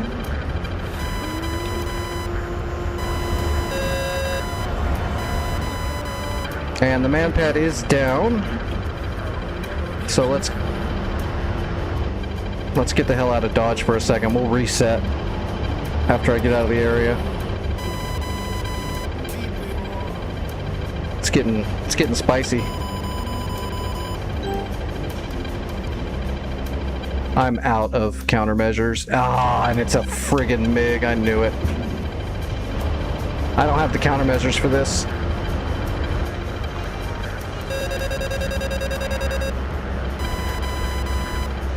Pull up. Ah!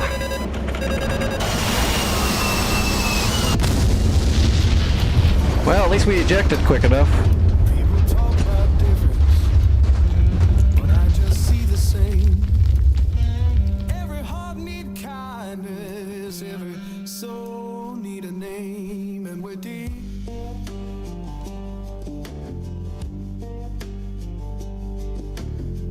Children laughing somewhere, sounds of better days. Eh, can't win them all.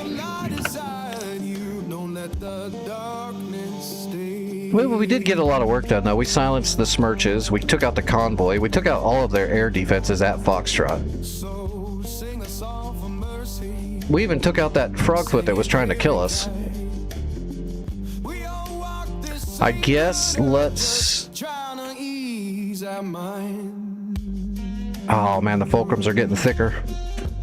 Stay back over there over Mont Makeup.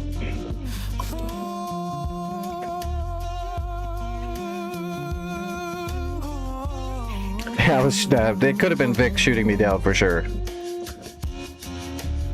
He was hiding behind a kangaroo.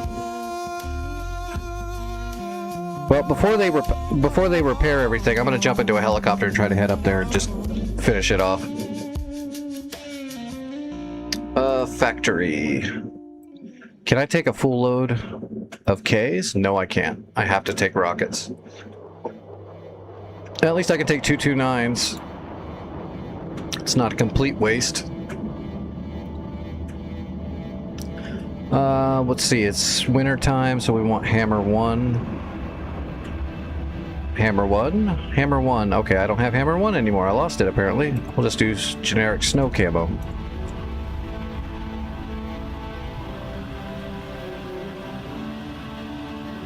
Let me use the restroom before I try to fly a friggin' Apache, though. Oh, I'll be right back.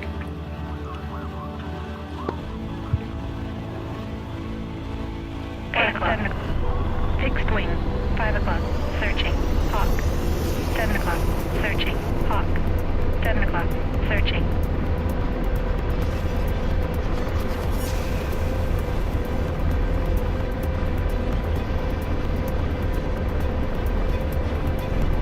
Gun, 10 o'clock, searching.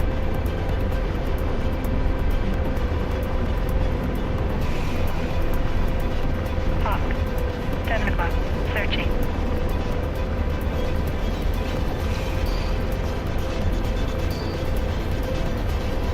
Gun, 10 o'clock, searching.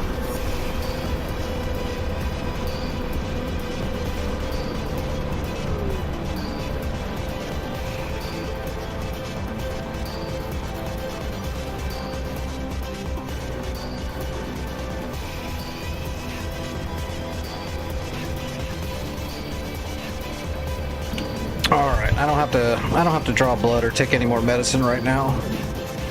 Why is my helicopter shutting down?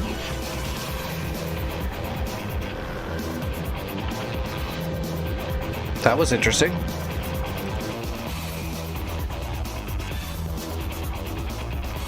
Fixed wing, 1 o'clock, searching. Did something shoot me that shut my engine off? Auto sequence is running. What?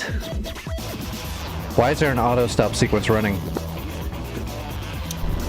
Fixed wing, 12 o'clock, searching. Patriot, 12 o'clock, searching. Okay. Fixed wing, 1 o'clock, searching. Fixed wing, 12 o'clock. Foxtrot searching. was Fixed wing, 14. 1 o'clock, searching. Fixed wing, It should 12 be on o'clock, here searching. as Hawk. well. So we'll go 7 direct to o'clock, 14. searching. Yeah, that Hawk. looks right. 7 o'clock, Let's searching. use the sat nav. And let's get the data link information up and on. We're not going to BAM box it. We don't need all that. We don't have to plan it out that much. Oh, another helicopter in front of us. Fixed wing, 1 o'clock, searching.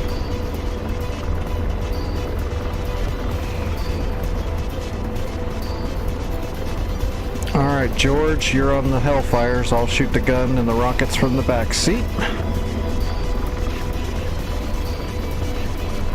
Alright, we should be ready to go.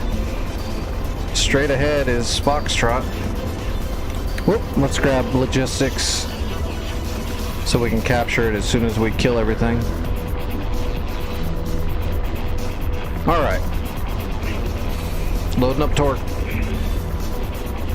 And away we go.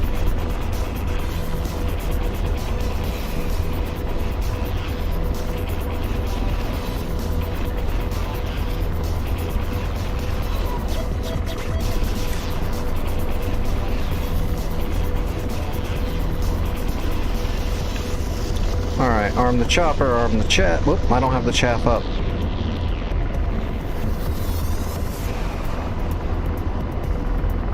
Alright, chaff Radar, armed. searching. Radar, searching. Radar, searching. Hellfire's up. Roger, ceasefire. Missile set to low ball. And we'll put the Radar, rockets. Who's tracking me? A friggin' Radar, fulcrum already? searching. That didn't take long. Why is my cyclic not trimming? Radar, tracking. Just keeps climbing. I don't want to trim it through the dash. Radar searching. Alright, let's do my rockets. Colt 1, Cali Bandit, Radar, Boulder searching. 322 for 200 at 16,000. Radar searching.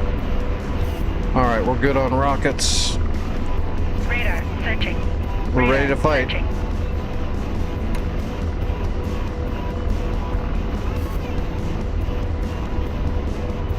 Try to stay low. Those fulcrums, like in real life, those fulcrums wouldn't be able to look down with their radar so easily like that, but Radar searching. the AI controlling enemies to try to make them more difficult can do some weird shit. Radar searching. Radar tracking. Yeah, these fulcrums just... How much you want to bet? We're not even really in range for that thing to do that. Oh, shoot. Shouldn't mess with my map while I'm flying this low. Yeah, see, they're not even... They're locking me and they're like flying away from me at 25,000 feet, 25 miles away. Not a chance.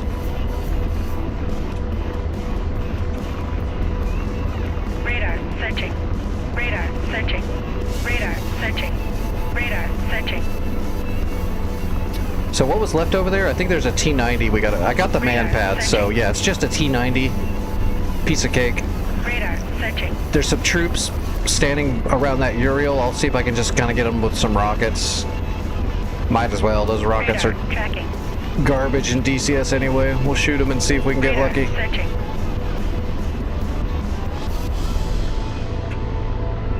But we'll end up using the chain gun to finish Radar most of them off. searching. Radar searching. Put a Radar Hellfire on searching. the T-70 or T-90. We'll put the Hellfires on it. Radar searching. If we don't hit a tree. Radar searching.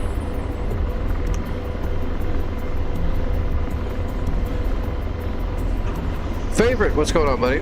Radar searching. Yeah, this mission called for the Apache. I was going to use the Black Shark, but there's a lot of shit going on around me, so I figured I'd need the Apache for the extra situational awareness. Radar searching.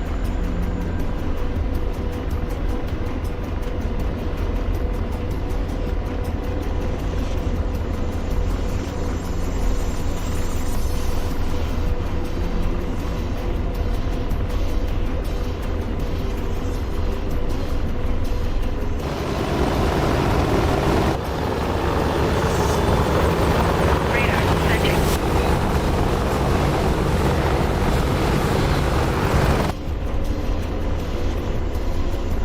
Did I hear a fixed wing over Radar me? searching. No, I Radar didn't. searching. 24 kilometers. Radar searching.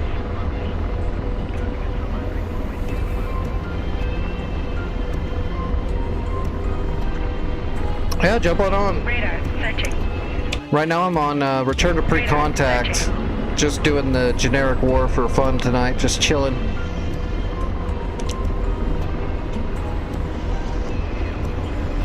We're gonna start a new dynamic hard mode war closer to the weekend on Afghanistan this time. That'll be the next big one we do. Roger. Deslaving. All right, George, what do you see? I don't see anything. Oh, good for you. Radar searching. That's why we pay you the big bucks and allow you to eat crayons. Radar searching. It's just because the trees are in the way. Radar searching. And slave. Deslaving. I don't see anything. We're flying kind of low, trying to keep out of the purview of all the fulcrums that are flying around up there. Radar searching. Radar Plus they're searching. launching frogfoots and fencers and floggers and all kinds of shit. Looks like the fulcrums are heading back, maybe? I hope so. They've been flying around up there for a while. They should be about out of gas. Fulcrums don't carry a bunch of gas. They don't really carry a bunch of anything. Radar searching. Radar Roger. searching. Deslaving. Radar searching. A building. You found a building. Oh man, George has finally lost his shit.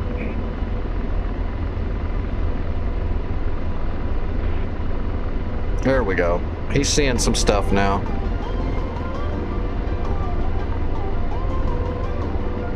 That's probably the Uriel. We need to find the T90, which is going to be to the right, I think. Radar searching. Actually, it's going to be right on the marker, somewhere near it, at our angle. Oh, that's the Uriel. Yeah, that's the Uriel. Not sure what that Radar is. searching. Radar searching.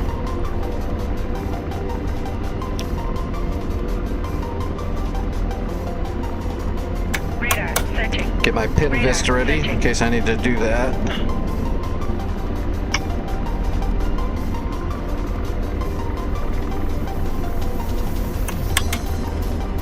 In case we got to shoot the gun from my helmet. Radar searching. I see some troops there. George don't see the troops though, huh? He just sees the Radar truck. Searching. Radar searching. I can clearly Radar see the searching. troops, and he Radar can't. Searching.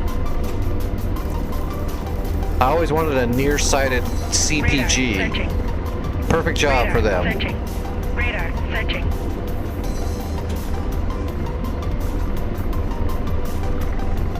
Alright, let's reset. Slaving. Deslaving.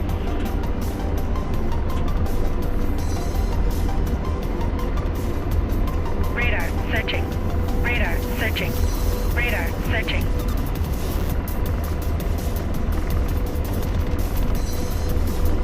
Radar searching.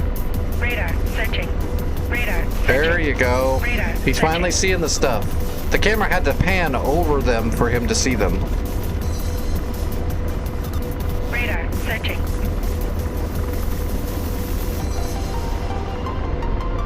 Boom. That's got to be the T90.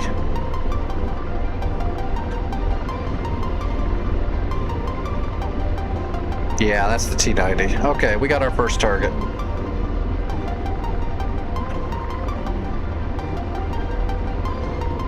What else was there? So we got a T90, a Uriel, Radar some searching. troops. Radar searching.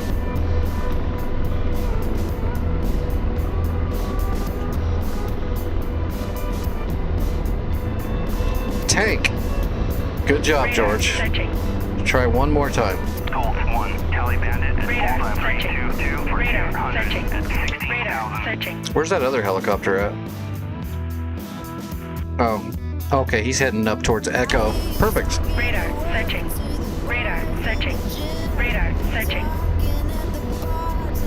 We'll make short work of this as long as we don't get jumped by a plane. Radar searching. Radar searching. Radar searching. I mean, we can take damage from troops with their guns, but not unless they hit us from the side or something. If they're shooting up at us from below, small arms fire can't penetrate an Apache. Radar searching. You'd have to get real unlucky. Radar searching. Radar tracking. Missile left. You know I'm going there to attack it, and you're going to shoot the stuff I'm going to shoot. Radar searching. People are awesome Radar sometimes. searching. It's alright though. Same team. As long as everything dies and we win. Radar searching. Radar And I'm not searching. one of the things that Radar dies. Tracking. He's probably going to kill that tank I'm Radar getting ready to searching. shoot. Radar searching. Radar searching. Radar searching. Radar Yep. tracking. He killed the tank. Radar searching. Radar searching.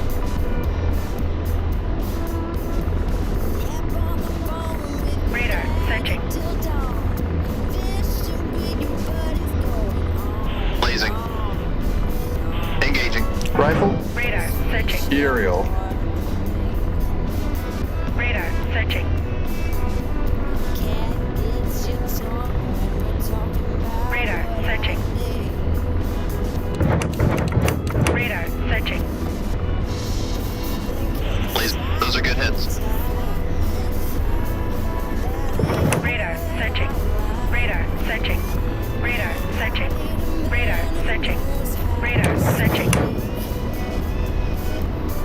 some kills with the rockets. Radar searching.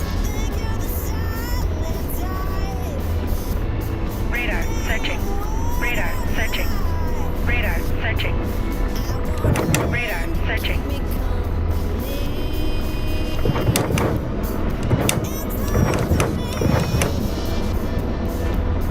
Radar searching.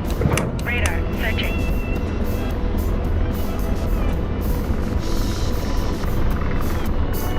Alright, let's put the Radar gun on searching. my helmet now. Radar We did get a few searching. kills with the gun, or the Radar searching. rockets. Surprisingly. Radar searching.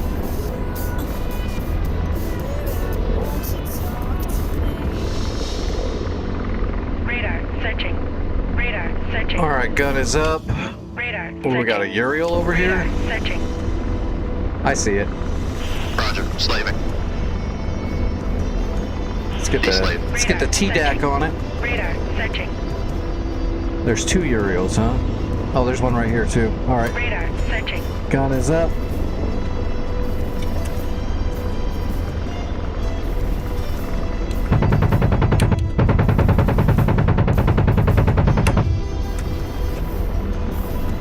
There's the other one.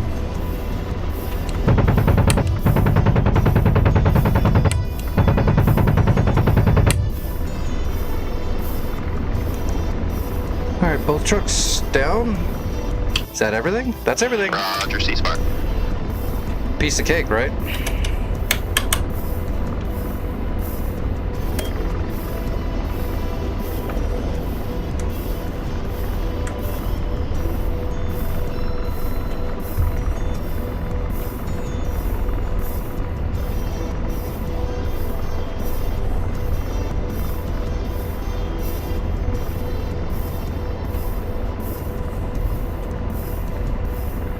Alright, we're gonna land and capture this place.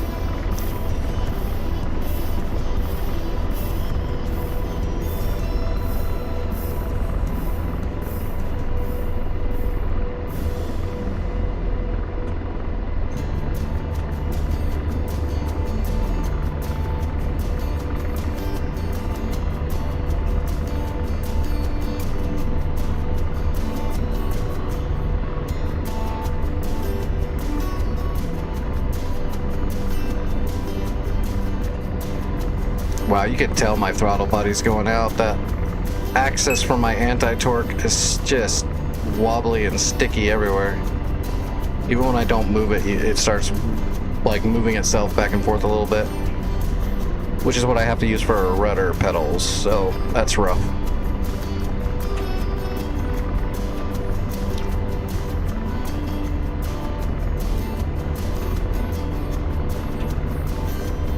Delost.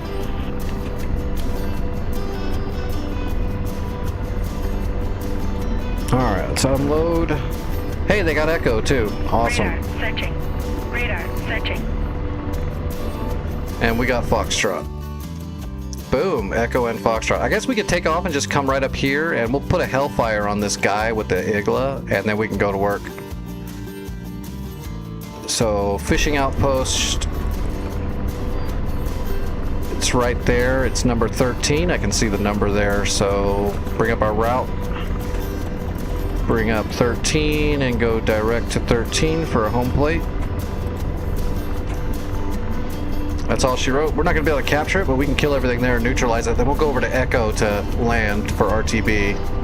Let me wipe out the controls. Alright, here we go. Home plate's right there. Radar searching. Radar searching. Radar searching. Alright, rearming.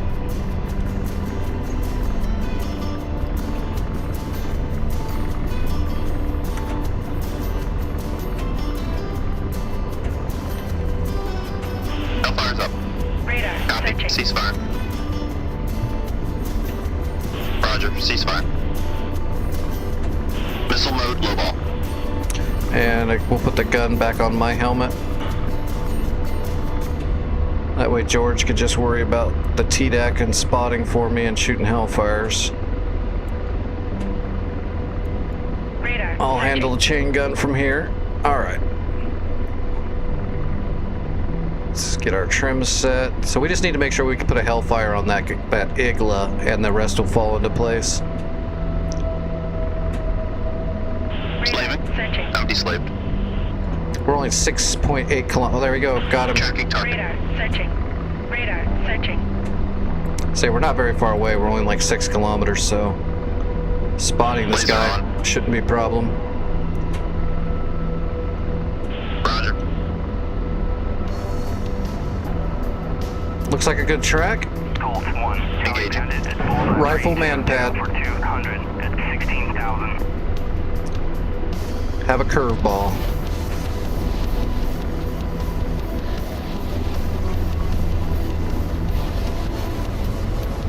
Probably throw a Hellfire at one of those Uriels too, just to try to get some extra splash damage in the area to kill some of these troops that are in the open. Laser. Target destroyed. Man pad dead. And slave. Deslave. Golf 1, Tally Bandit Radar. at Boulevard Searching. 32 for Laser on. 200 at 16,000. There's some troops standing around this Uriel, so let's hit it with a Hellfire. Engaging. It's not a huge blast radius, but it's a it's a little tiny baby Maverick, so it's got a little bit of a blast radius. It's very good as an anti-personnel shot. Radar. Searching. They're small Laser. enough, Target destroyed. but they also penetrate enough that you can use them at just about anything. They're very versatile. They shoot Hellfires at lots of stuff. Laser on. Firing. Radar. Searching. Node ready to engage.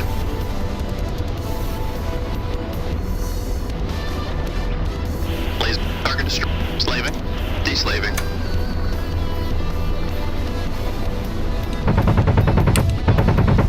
Radar. Searching. Radar. Searching.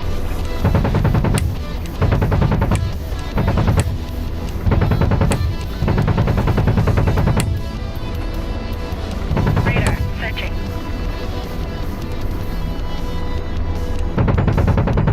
Radar. Searching.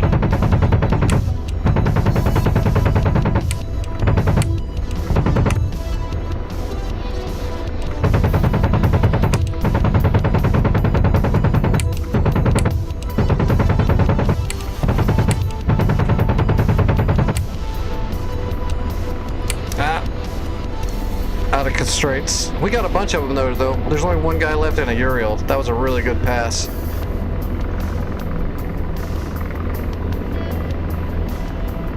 Which is pretty crazy because my head is not real steady right now because I need to take a dose of medicine. Radar. Searching. Come on. Radar. Searching.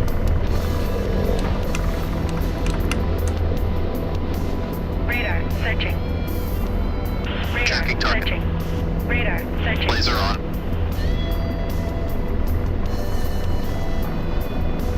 Radar. Searching.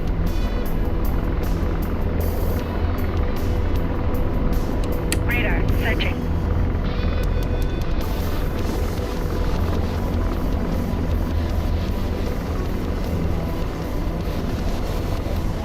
Radar. Searching.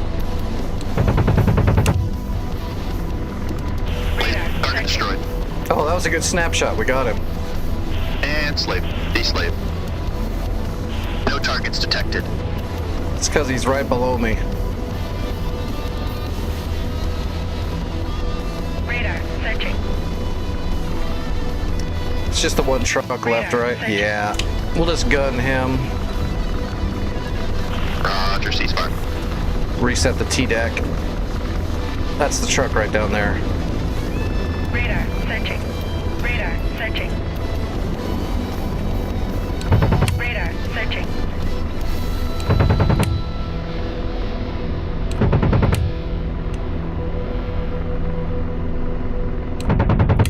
Radar. Searching. I thought it was. Radar. Searching. Is that not it? And slaving. Radar. Searching. Deslaving. Radar. Searching. I'm not seeing Radar. anything. Searching.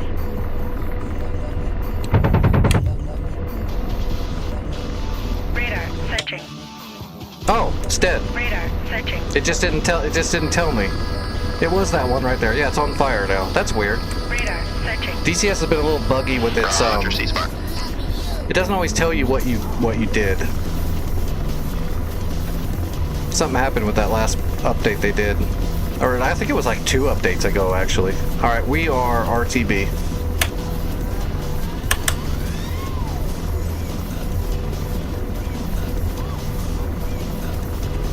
So Echo should be like 12, I think. Hey George, your job would be to set my waypoint for me so I can fly the helicopter, but I know you're, you know, a little special. I gotta do it while I'm flying.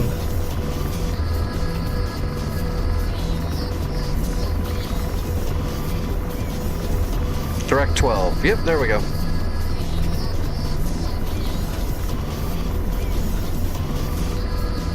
Well, that was a really good run.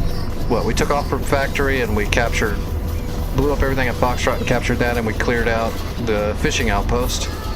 That means we're on Krasnodar.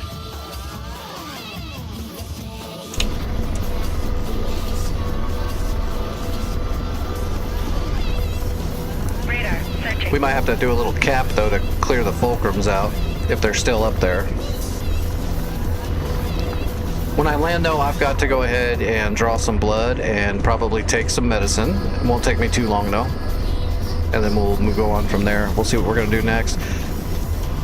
I wonder what happened to Supreme. He must be busy tonight. Hopefully nothing happened. Hopefully he's okay. Because I know he wanted me to go over that stuff with him tonight.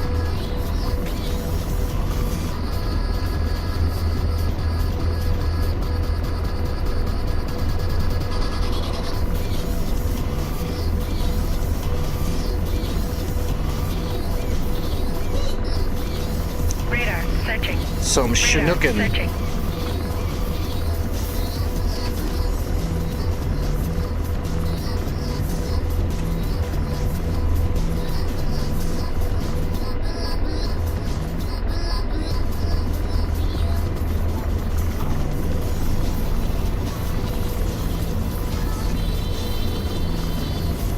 That green smoke should be at Echo.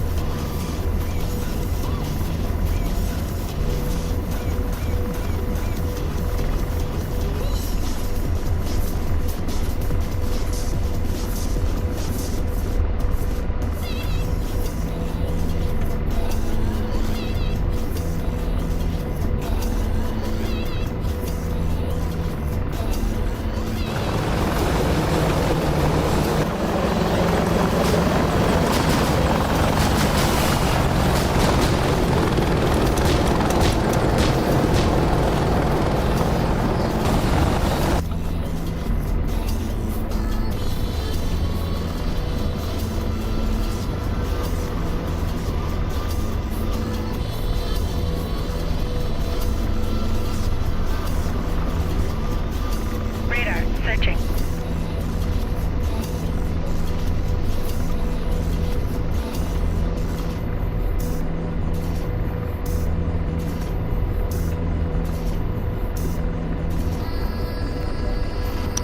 I wonder, that green smoke's probably where the FARP is, so we'll fly to the smoke, I think. Yeah, I think that's right.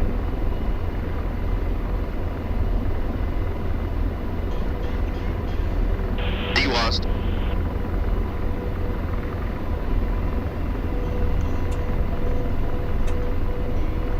Radar, searching. Radar, searching. Colt 1, Tally Bandit at Bulls 322 for 200 at 16,000. Calling down on me.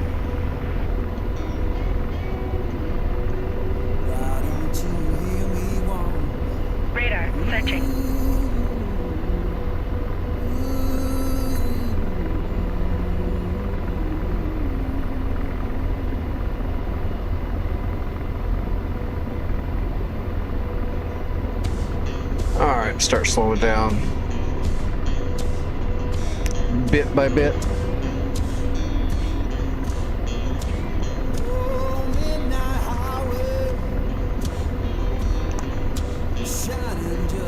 Never really tried to J-hook an Apache, and I'm really not going to.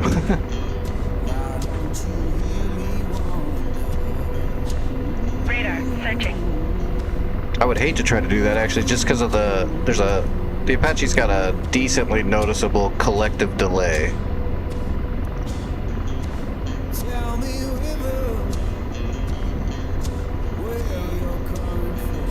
It can do plenty of aerial maneuvers, but like J-hooking onto the ground I don't think is a good one for it. Just because of the soft collective it has.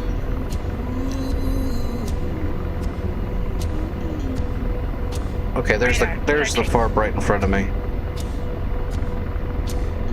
Let's go ahead and start slowing down and just mosey right up to the FARP. Radar, searching.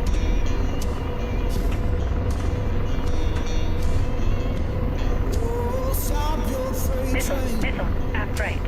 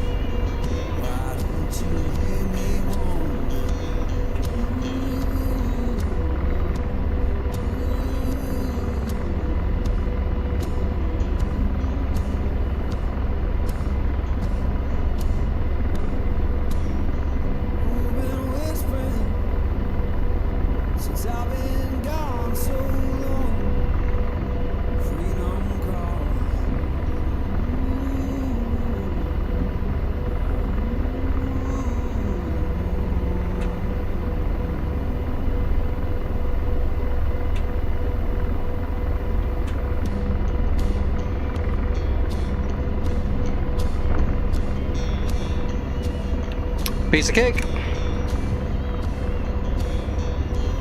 What do we get for this run?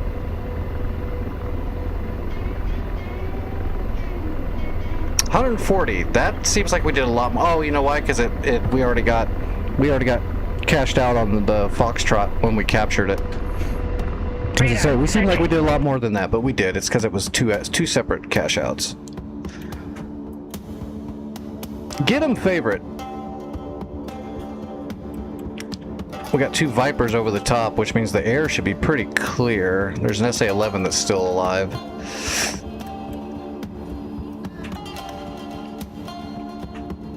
T-90, and a Shilka. Shilkas are dangerous. We got to do something about the Shilkas. Oh no, this MI-8's gonna go capture a fishing outpost before we get there, I think. It's gonna take me a minute to reload.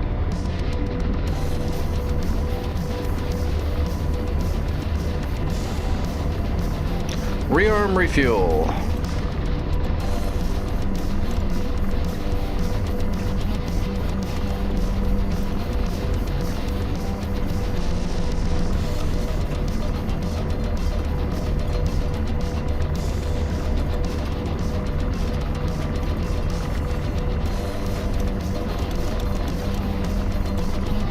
Request refueling. There we go. We'll use this skin. They'll never see us coming. Request rearming. Alright, let me do my medical stuff. Let me draw some blood and all that stuff.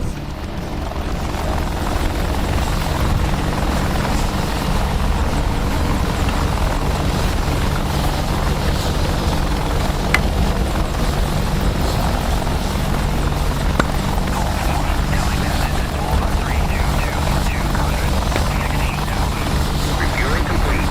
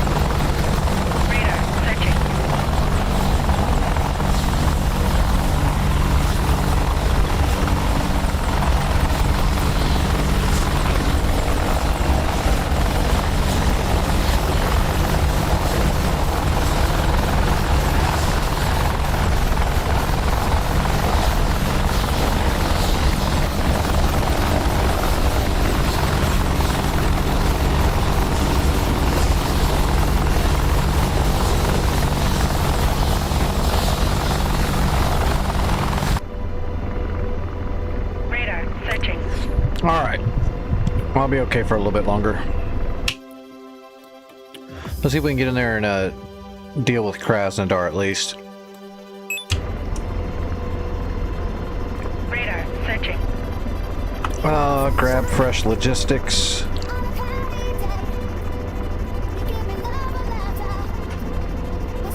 Alright, are we good? I think we got rearmed, right?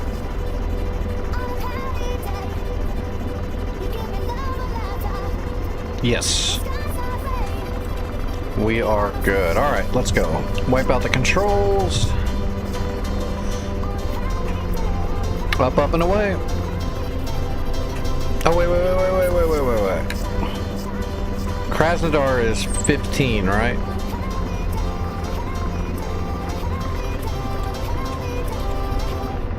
Yes. Okay, now let's go.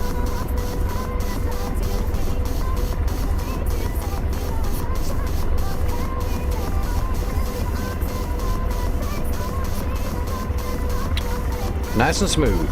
Radar searching.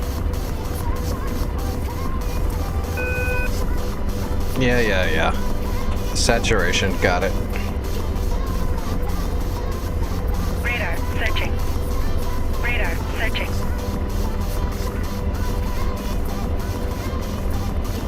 Radar tracking.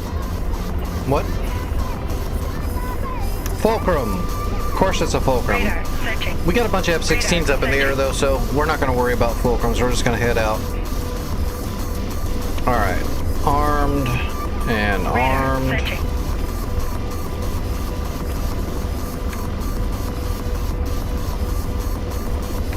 Alright, George.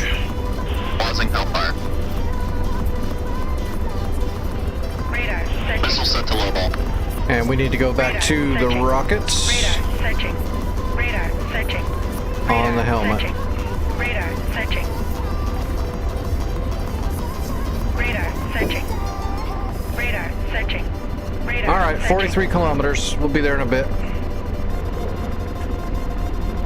Colt 1, Tally Bandit at Colt 322 for 200 at 16,000. Radar searching. Radar searching. Oh boy, they're launching stuff. They got frogs, they've got MI8, they got fullbacks. Radar searching. They're kinda killing everything already though. We're probably not gonna be able to do much. It'll probably all be dead by the time we get there. Which means we'll probably have to, when this is done, we'll probably either do SEAD towards Maycop, because I think there's like multiple SAM systems on the way to Maycop. And then there's also boats out there we might want to see if we can go kill some boats. Radar searching. Radar searching. We did pretty good capturing all this ground though already. We haven't actually been flying. Wow, I guess we've been flying for almost 3 hours. Didn't feel like that long. Radar searching. It doesn't feel like time flies when you're doing shit you love. Bandit at Bullseye 322 for 200 at 16,000. My body wasn't a friggin' broken, disabled train wreck. I'd be able to fly all friggin' day and night.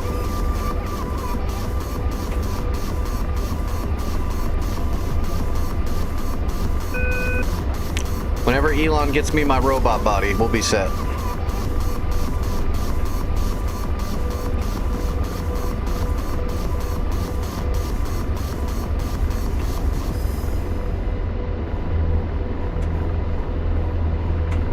Radar searching. Radar searching.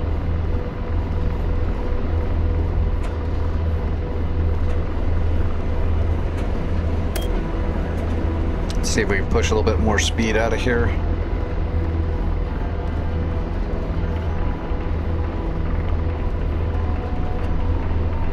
The friggin' flight speed of the Apache and DCS bums me out so much. Yeah. I've been deep in the zone. I'd be the worst pilot ever. Capturing all this ground in an hour and a half or so is good. Capturing this amount of ground in like 2 days is horrible.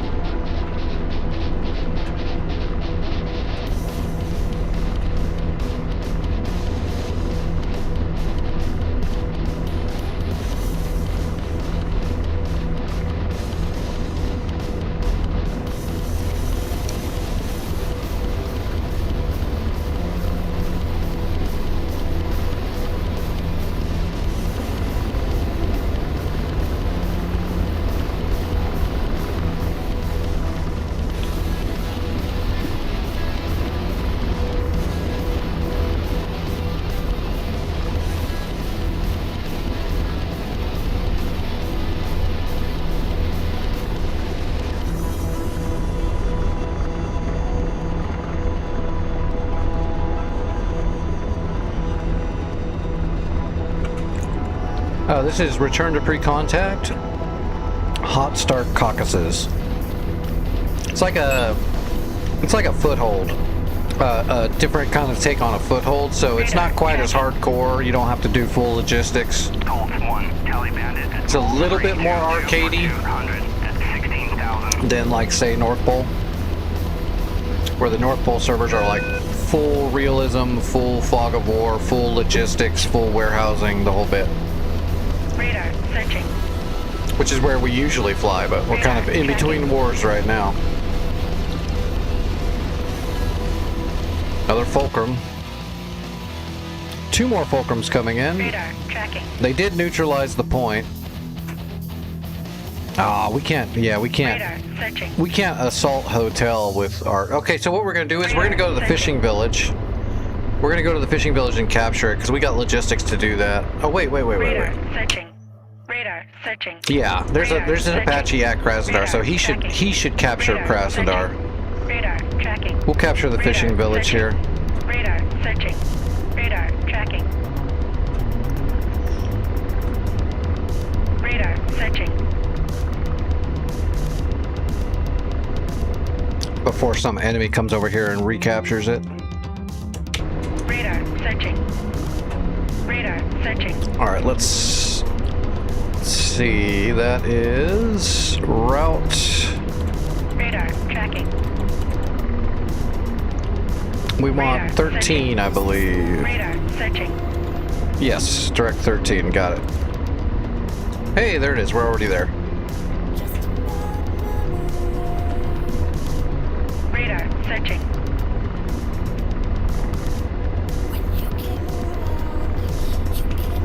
Radar searching. Radar searching. I'm up rockets. No, you're not. Radar searching. DWAS. Radar searching. Radar tracking. Radar searching.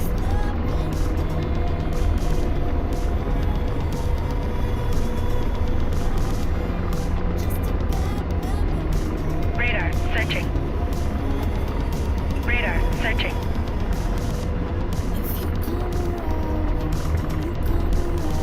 Radar searching. Radar searching. Radar searching. Radar searching. Radar tracking. Leave me alone.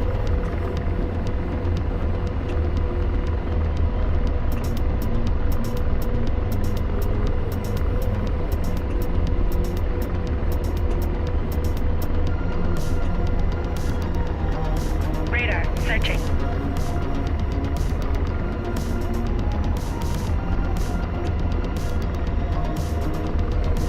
Radar searching.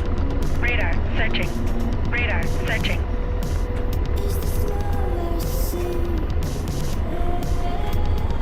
Radar searching.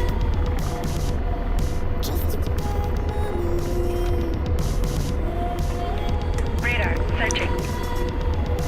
Easy peasy. Alright, that gives us fishing village.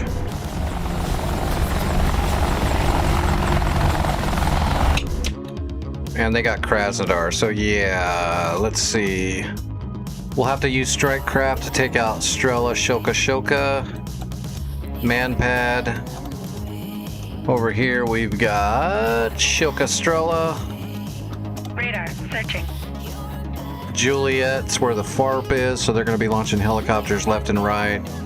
There's a Strela. SA-3's already been neutered. Good job. Oh, they've already taken care of that. Radar searching. Gecko and Strela.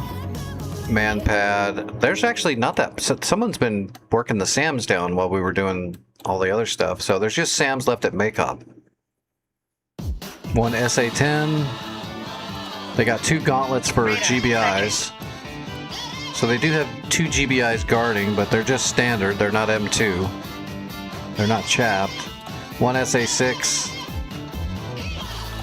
It's actually all real easy stuff. I mean, I think that's a lot of easy stuff. Grumbles can get you if you're not careful. So can SA-6s. And they got a bunch of boats, including that bastard right there. That's the problem right there. Right on the front too, so we can't attack these other boats because this guy's in the way. This is a GBI frigate. So it's got about, I think it's 84 GBIs in it.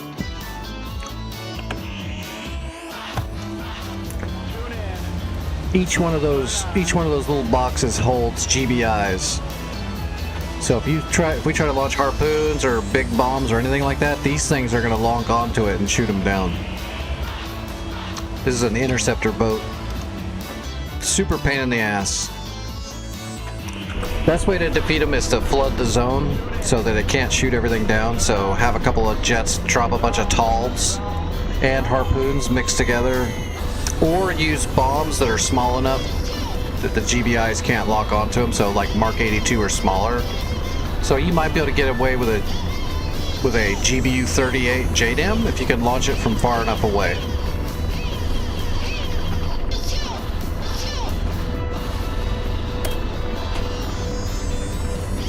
Oh, I need to take off and then re-land. Oh no, I don't. We captured it, so it cashed out. What if we could actually... I've never actually tried to glide a GBU-38 onto that missile frigate. I don't think I can do it from that far. 23 miles? That's iffy. We can't use JSOWs because they'll shoot them down. Although if we send 8 JSOWs, that might work.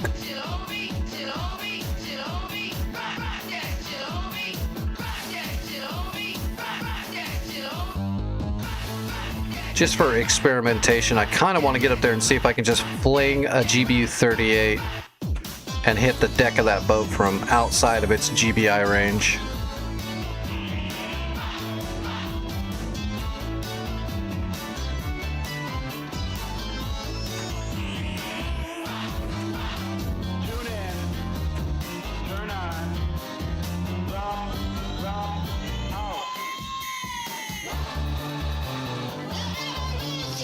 The other thing we could do is go for a skim pop harpoon strike and fire all 4 harpoons at the missile frigate and have them bounce.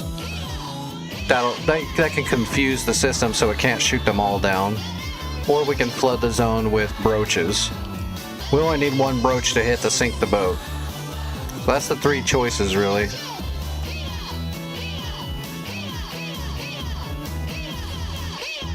All 3 of them have a high chance to fail.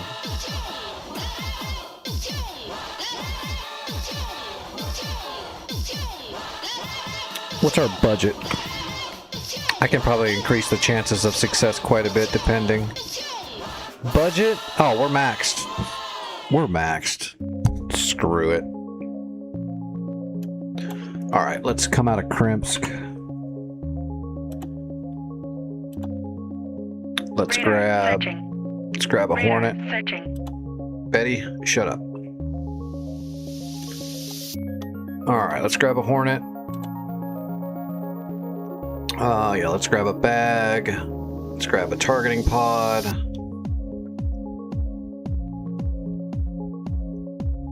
Let's see. We don't need that bag. Alright. On the outer, let's put double GBU-38s.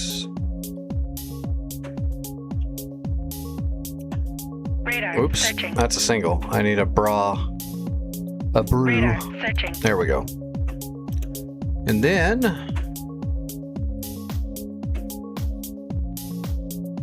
God, I'm so tempted. Do I do 2 broaches or do I do? We could do 4 broaches and 4 JDAMs, and God, something's got to get through. Yeah, let's just do a couple of broaches on each side. That'll give us a little variety of stuff we can fling at there. I'm also going to send some flights out there to help me to try to distract it. I'm going to send some TALDs out.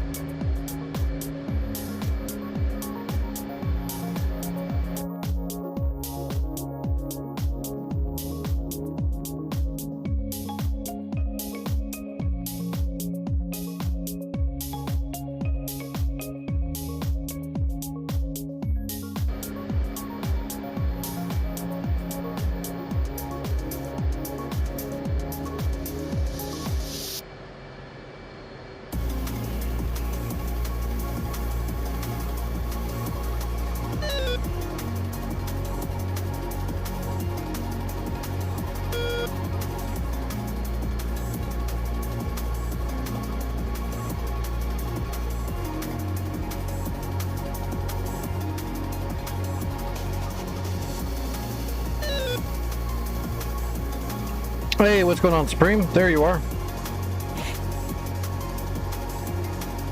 Alright, we are set. I've got a mission planned out. We have a GPS coordinate for that stupid missile frigate. Let's go see if we can knock it down.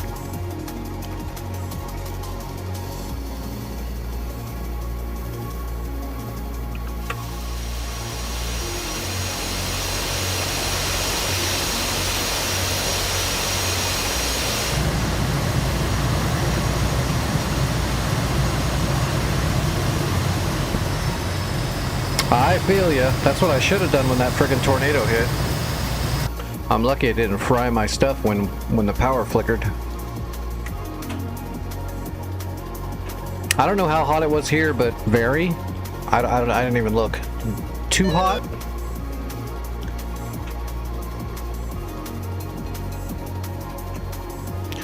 Especially considering we went from 2 weeks of tornadoes and severe thunderstorms and friggin' softball hail to whatever the hell it was today, cooking.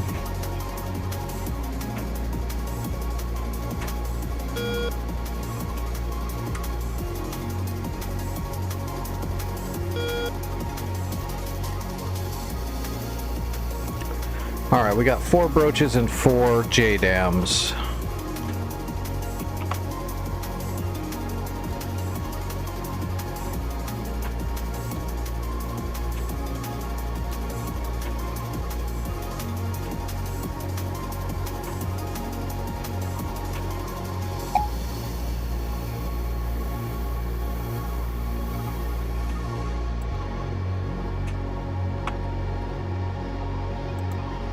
What is the Gulf?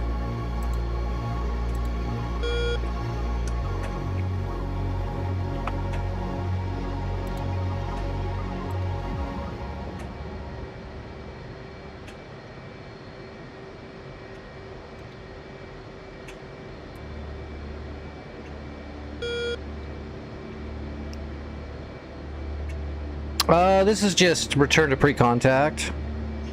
Again, just chilling. But after I'm done with this flight, if you're gonna be here, we will run over the Chinook stuff. Yeah, just a chill night. Did the warm-up in the Dora. Getting much better with the gun and the takeoffs with the Dora. And did a little Huey cold start really quick with Trife. And I definitely want to get through the Chinook stuff before I forget. And my blood is going absolutely crazy, so I want to get that done after this flight for sure.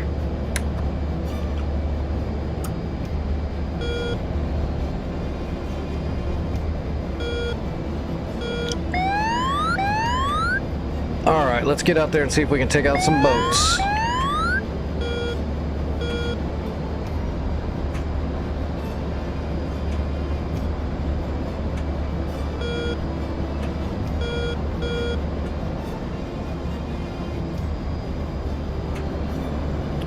Actually, where is our boat? M9. Okay, there's our boat out there.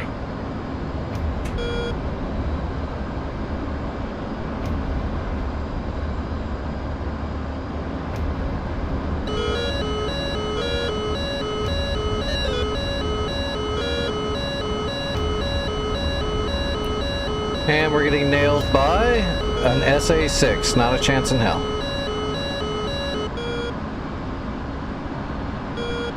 Alright, mill power. We got a little ways to go. I don't want to blow too much fuel while we're just climbing a bit.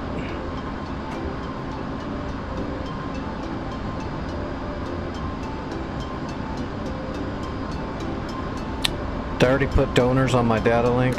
Well, there's some more I can grab.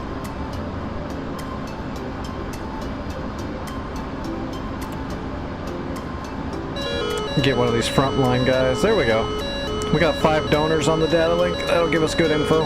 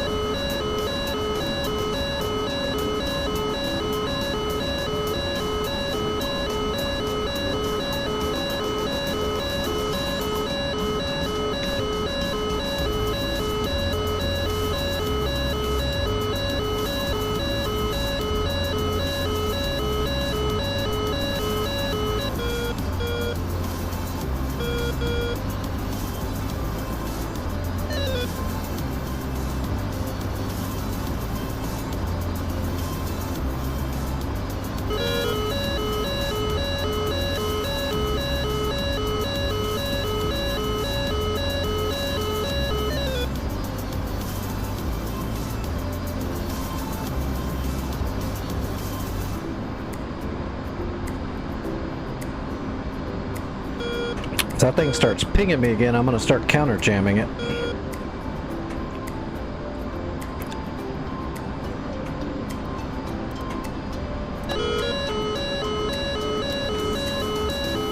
Alright, jamming.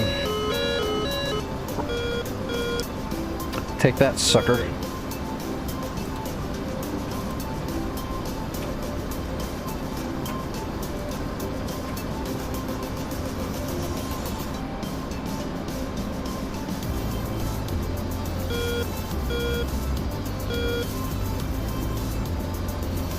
Hey Maria, how are you doing this evening?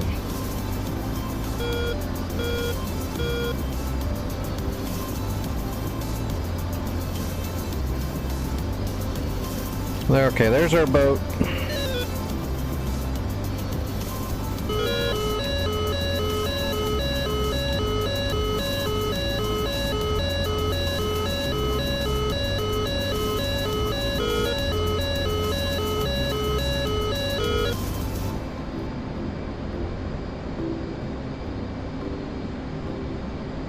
Alright, I do have a shooting solution on that boat with the JDAM, but it's going to change as I'm climbing up and then when I get speed. Where's my...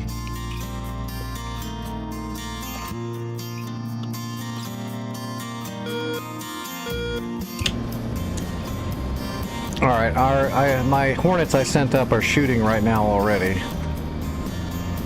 A little quick. I didn't think they'd get there that quick. But if I get these JDAMs off outside of its range of the GBIs, then the GBIs shouldn't be able to detect a GBU-38. These JDAMs are too small for a GBI to detect and knock down. 28,000 feet.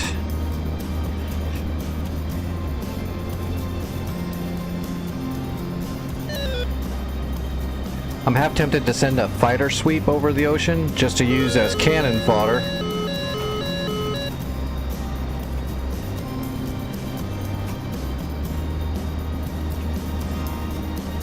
Okay, the bag is empty. Let's get rid of the bag so we're not get rid of some of that drag.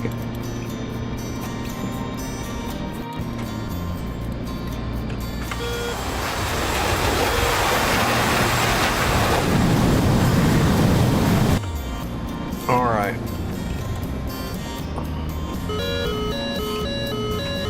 GBI is not looking at us yet. Alright, let's hit the blower.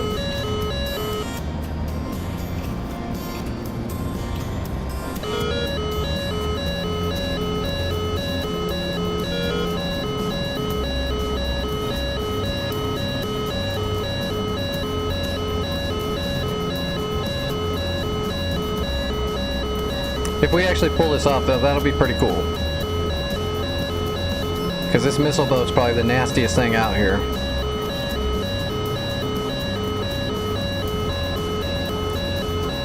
Alright, come on, you fat Hornet. We need more speed.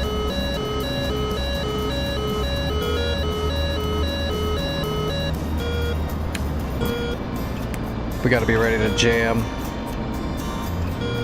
Mach 1, finally.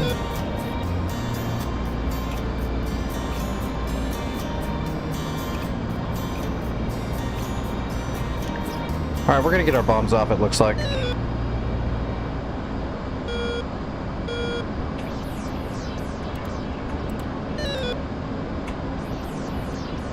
Yeah, we're in the zone. We got it.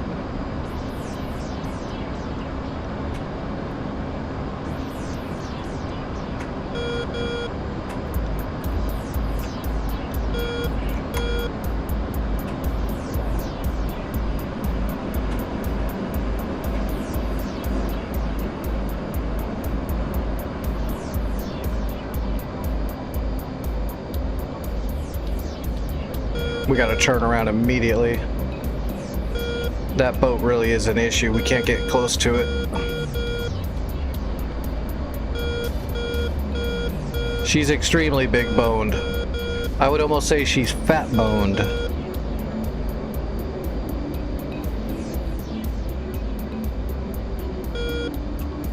That is a long, long drop for a JDAM. We're going for records.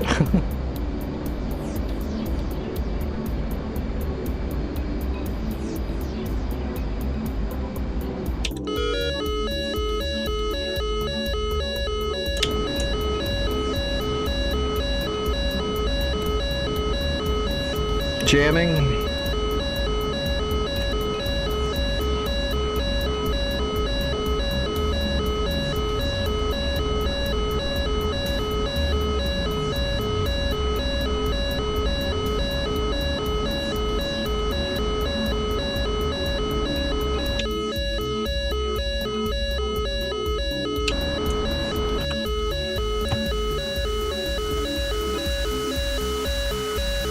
Yeah, see, it's not attempting to intercept. The bomb is too small. We should have it. Well, now we know. The formula works properly for the GBI boat. 4 hits. That boat has been damn it.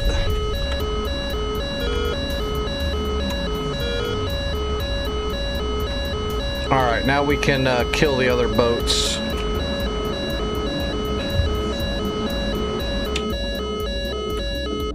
Two castle class. Well, that castle class is gonna die right now. Yeah, he's done. Oh. Or not.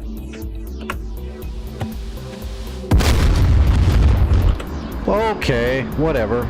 NPCs are special. We'll just say that. They're special.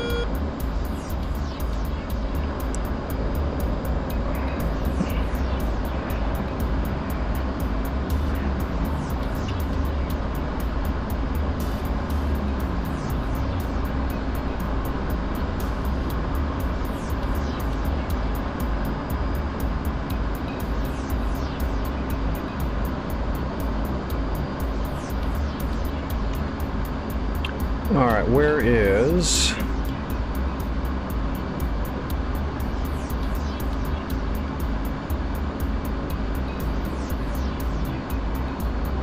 There he is.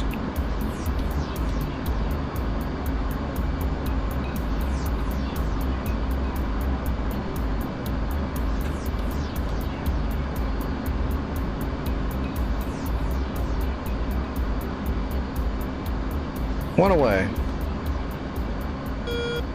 Alright, where's the other boat from where we are? Off the nose over here.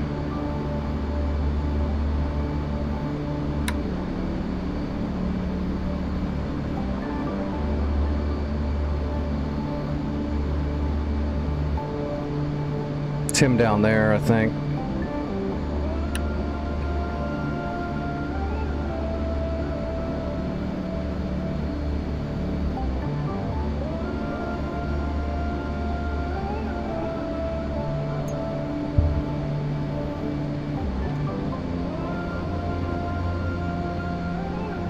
Yep, that's him. That's how we use our helmet to get our sensor on the ground there.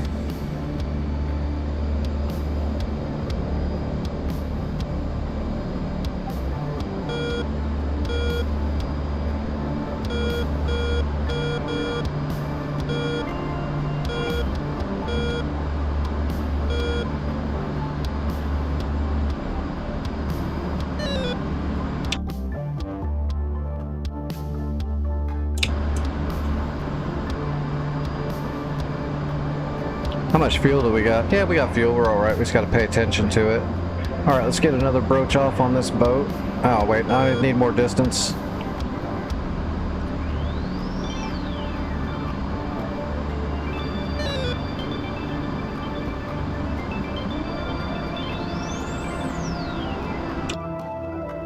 This one should be getting close. Yep, it's acquiring. That should be a dead boat pretty soon.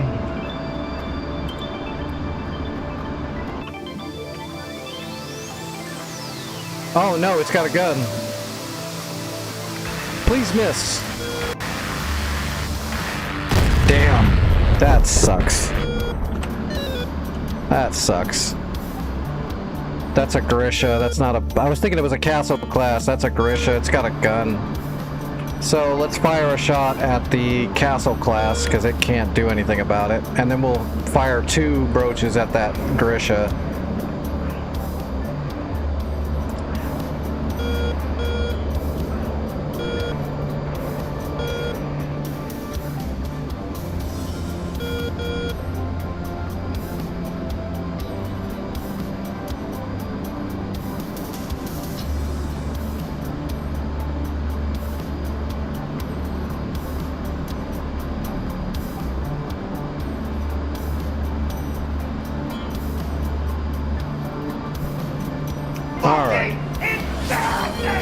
Away.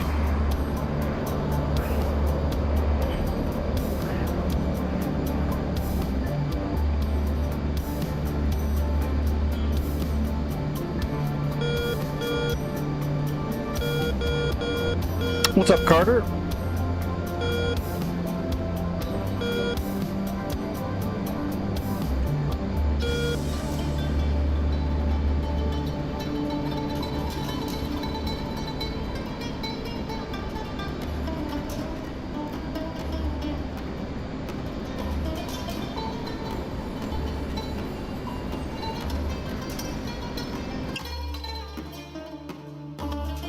Yeah, that Grisha's gonna be a little bit of a bitch.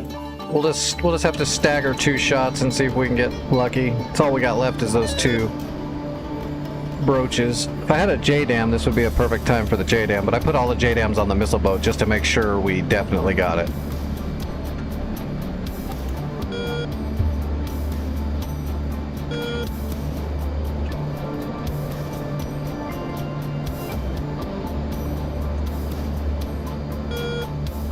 But we can't take out every single boat in the first flight. That would be nuts.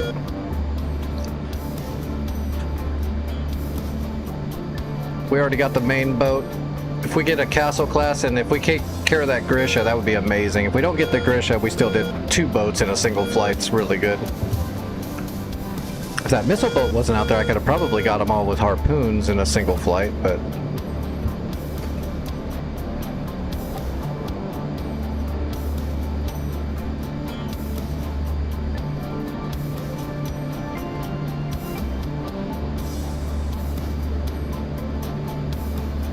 There's the Grisha.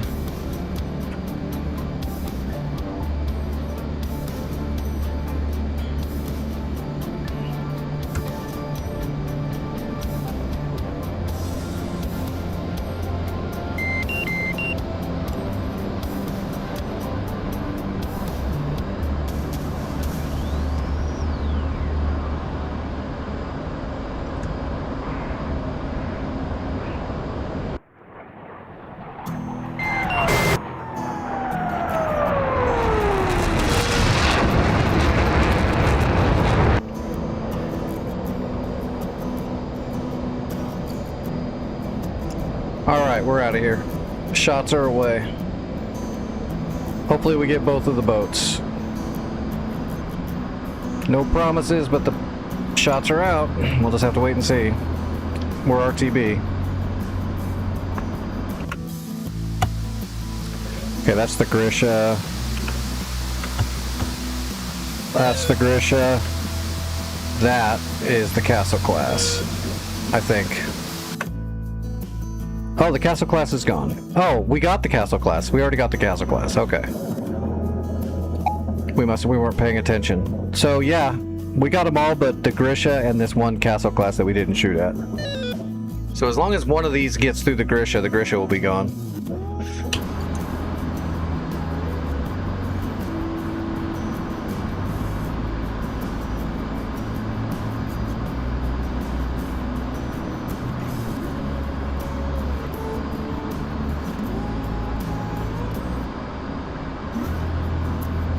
Alright, and we are homebound. Kripsk, that way.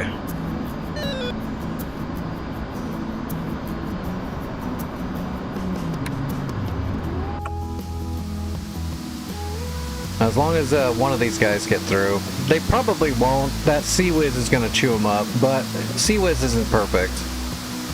It's got a chance to get through.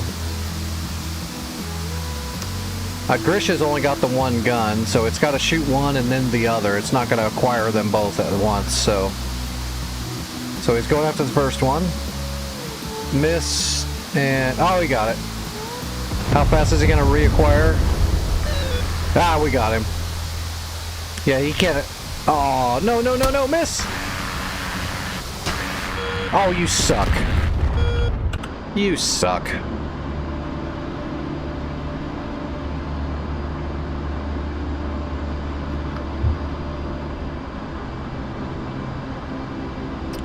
It takes a little, it takes a minute for that tech to, to acquire the next target like that. I was hoping we'd squeeze it through. I thought we had it. When it's that close, the odds of it missing are extremely high, actually.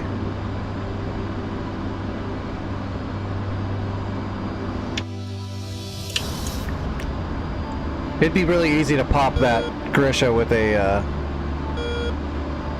JDAM or a laser guided drop, really, a laser bomb. That Grisha doesn't have anything that could stop us from getting close and dropping a bomb right on him. Or gliding a JDAM from way the hell out like I did the other one. It'd be easy. We're not going to do that, but that's what we could do.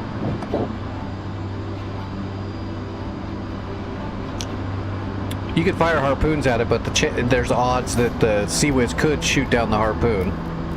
You'd have to do a skim pop.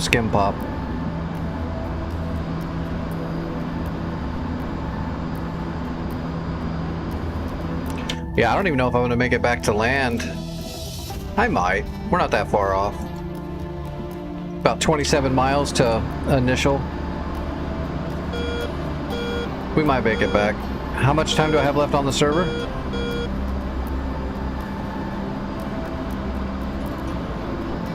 How much fuel do we got? 6,500 pounds. Let's hit the blower.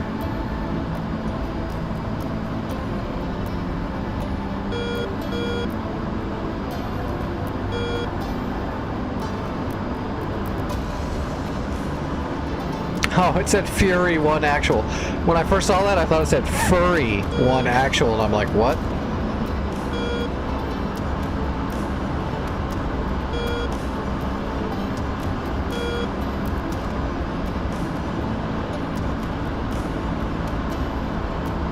Well, there's the city of Kremsk. Airfield's on the back side of it. If we got 10 minutes, we'll make it. If we got 5 minutes, it'll be close.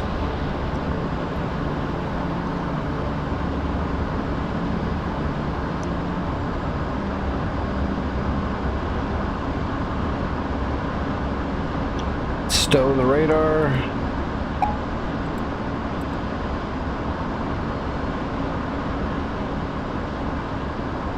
Oh, we got 15 minutes. We'll make it.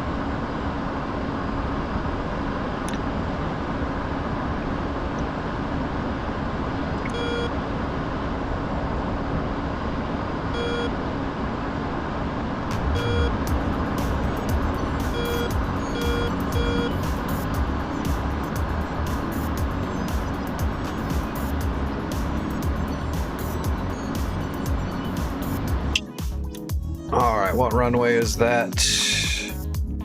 04. Magnetic is 031.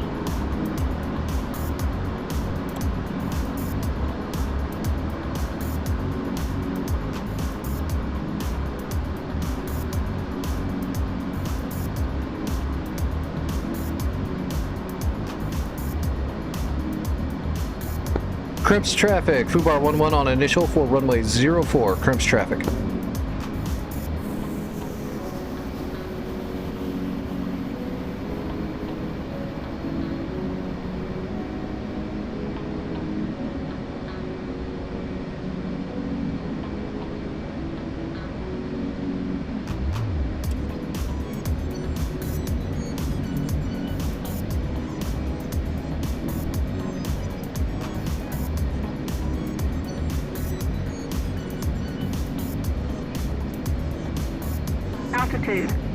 Altitude.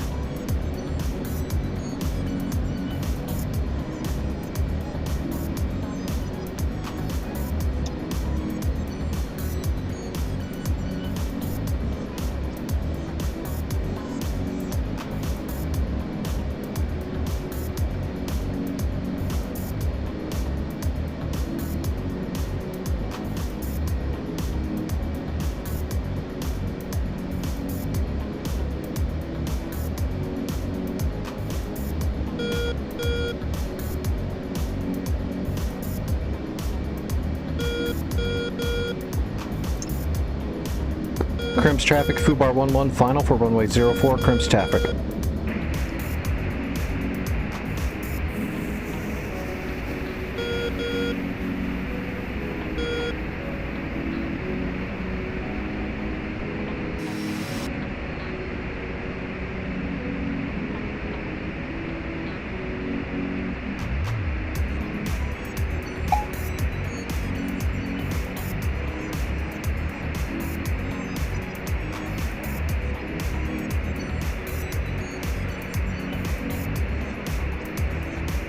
Alright, we're on speed and we're out of time on purpose. We're a little high.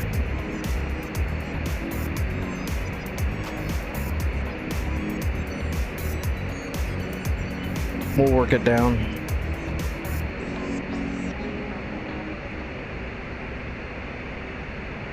You can see when you're a little too high, when you're set up on speed, you'll be coming in at too harsh of an angle. So we go out of time to drop down below the glide slope and then bring it back up. Like so. Alright, on speed, on time.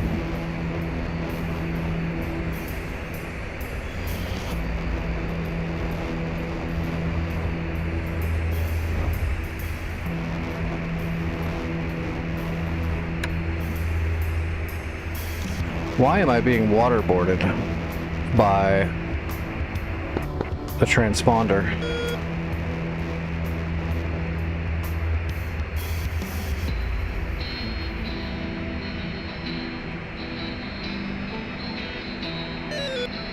That should be a good score, killing some boats. What we get? Two? We got 3 boats, I think?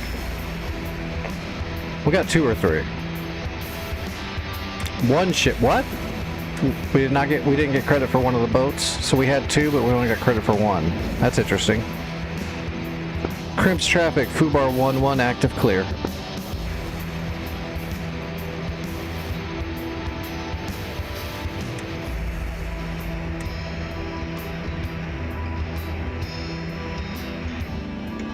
It's because we're on the open channel, that's why.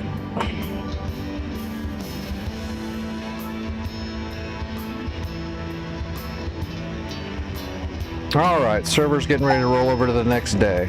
10 minutes. Actually, we did make it right at 5 minutes. That's pretty good. Somebody got the Grisha. One of these NPCs got the Grisha. Boats will be done. One of these harpoons will hit this cat. This castle class has no real defense. It's gonna get sunk. Yeah, this war's gonna be over pretty soon. Kilo and Maycop, when the day rolls over to the next day, they'll be able to take it out pretty quickly. Alright, well let's jump over to my private server and let's do this Chinook stuff for Supreme here.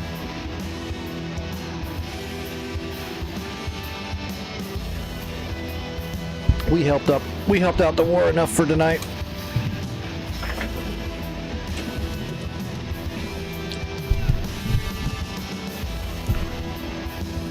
My broken body's being stupid. Alright, let's see. Mission practice. I think I should have a hot Chinook ready to go.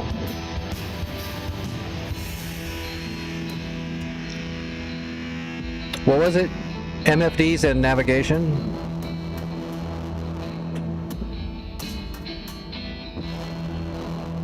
Okay. Piece of cake. Very simple. You don't have, it's not a lot of information to retain. You'll be fine.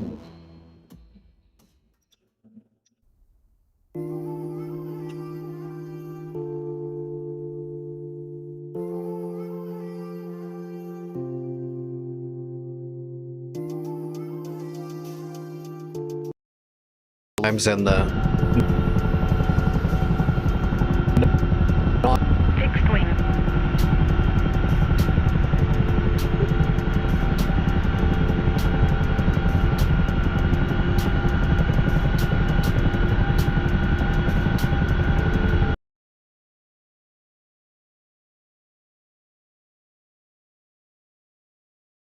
to the Chinook. 9 o'clock. Searching. We'll give this thing a couple minutes to full. 5 o'clock. Searching.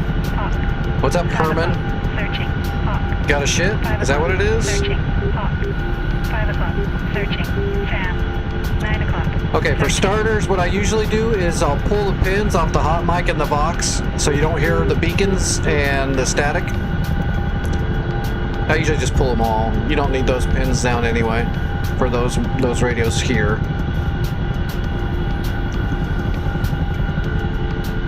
Okay, so first of all, your advisory, you can just ACK all that off. Just hit your ACK and get it all done. So then you want to bring up your flight plan. You go to System, and then down here you'll see Flight Plan Summary. You hit that, and this will have all the waypoints that are pre-briefed in the system. You can use your page up and page down to move the whole page, and then you can use your FPP to select a waypoint, and then just hit direct when you have the waypoint you want. They'll all be here and listed with their courses and their distances from where you are now and names, hopefully. A lot of servers don't pre-brief very good though. And the pre-briefing in the Chinook is usually one off because of the starter waypoint is always doubled up. So if the waypoint should be 3, it's probably 4. So that's where your flight plan is, and that's how you manipulate your flight plan. So if you wanted to create waypoints, let's make a waypoint real quick. Let's say we want to put a waypoint on this this tent. So we create a GPS marker like you would for any other waypoint. And then just come down here. Don't worry about trying to inject it into the flight plan. You can do it here, but it might trick you up a little bit when you're trying to put it in there. So just go to direct and then type in the numbers just like this. It's going to be your standard decimal minutes GPS using the pre-9998 CDU. So you got to have the 0 in the east. So you would just go N for north, and then we'd go 4445. So 4445, and then we put in, let me lock my head tracking real quick.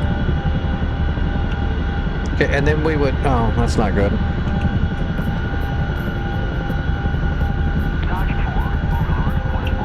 Okay, so north 4445, and then we're going to put in the decimal, and then 772.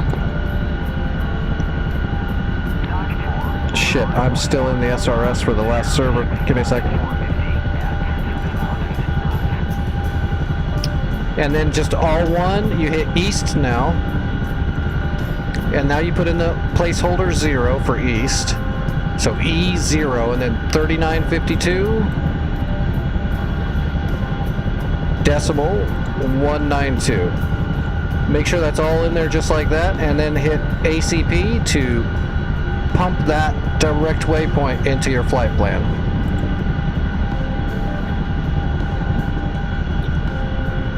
And now you can see it's also on your flight plan. Goes right to your flight plan. You can use your cursor to select it. We're already direct to it, so we don't have to do that. So let's make another one now. And let's say we need a waypoint for this convoy up here because they were smoking crack in the bathroom again. We got to stop them.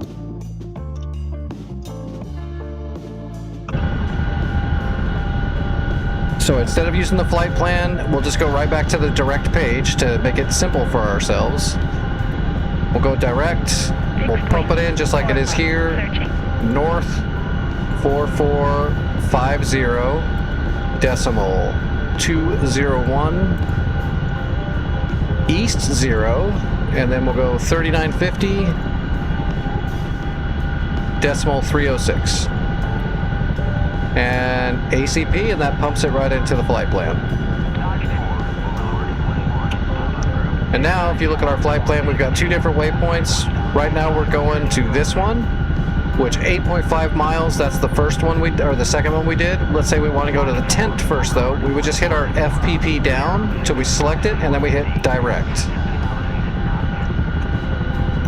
If we want to go back to the other one instead, we just select it and hit direct. So if you have waypoints here, you can use those. But if you need a new waypoint, grab it off the map, pump it in with your direct, and there you go. It'll be on the list. Now to see your waypoints, now we got our MFDs. First of all, the first MFD right here, you want to leave this one, except you want to come down here and you want to hit your HSD. You just hit it once. Now this brings you your hover and navigation symbology. This only appears when you don't have transitional lift. So once you're flying, when you get transitional lift, this will disappear and it'll just have your HSI rows. When you slow down and you start losing transitional lift, this will reappear, and this gives you your hover symbology. This is your altitude, your VSI, your vertical indicator. It also has your torque, and this is your hover symbology right here. This is just an HSI, but the dot is your hover. So if I was up in the air and I was drifting backwards a little bit, it would show the backwards line with the dot. It's your standard hover symbology. So you just want to turn that one on, just the HSD one, so it says HSDH. For this one, your instruments, you can hit instruments again to cycle to your fuel page. You can hit it again to go back to your instruments. Once you're flying, you don't need your instruments that much. You can look over here if you need to make sure you're not over torquing, and he's got also your fuel over here. So you don't need all this. So you come down here to your overlay. You want to turn on your nav symbology, and you want to turn on your flight plan. Then hit overlay again, and don't worry about the rest, and hit it one more time. So now your overlay is done. Come down here and hit map. It's on off. You just hit it once to go to map, and then hit your HSD once, and now you have your map, you've got your HSI, and you've got your waypoint. The purple waypoint is the first one we put in, and the white waypoint is the one we have currently selected to fly to. And you can zoom out your map a little bit if you want to by using your map range rocker. If you go too far away, though, the map will disappear on certain maps. And this is basically how I fly it. If I have to, I can manipulate my waypoints. If I need to put one in, I'll just use my interface. Follow the lines. That's where you're going. Gives you your information up here. The name of the waypoint, the mileage you are, 8.5 nautical miles.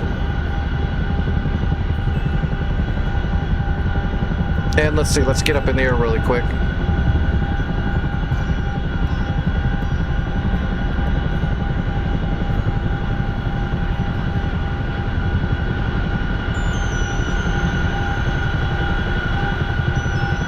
So now you can see the hover. We're drifting forward. We'll try to...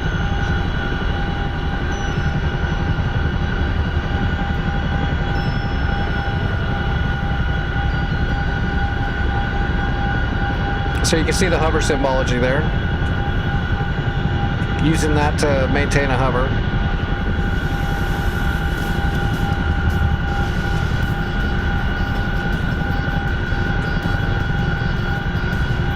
And then once you start pushing forward, like let's head to our waypoint.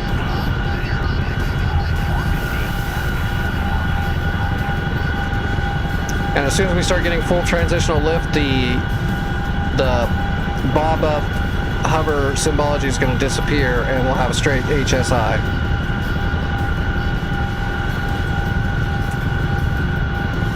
Just like that.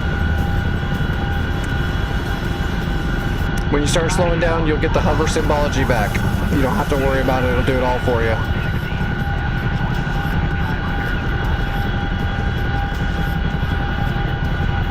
So it really is super easy.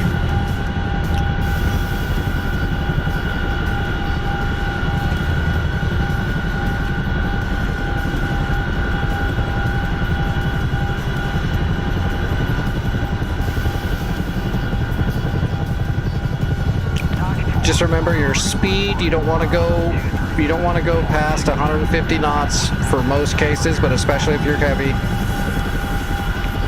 You can push it more than that, but you're risking your rear engine overtaking and blade stalling off the front.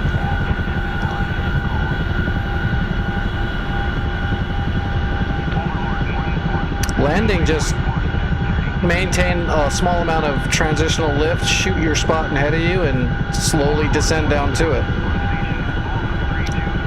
As you lose transitional lift, you'll have to add more collective torque and rotor pitch so that you don't hit VRS. but you just slowly work your airspeed down and your altitude down at the same time. That way when you get close to the ground, you're almost out of forward momentum, but you've got enough collective slowly built into it that you're not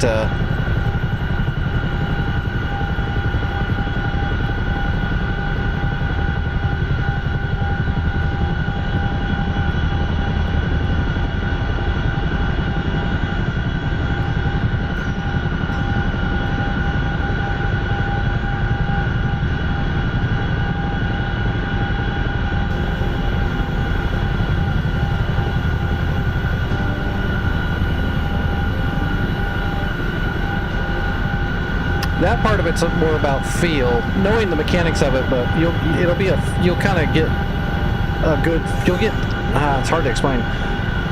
It's definitely a feeling of knowing when to start slowly adding collective pitch into it and so on and so forth.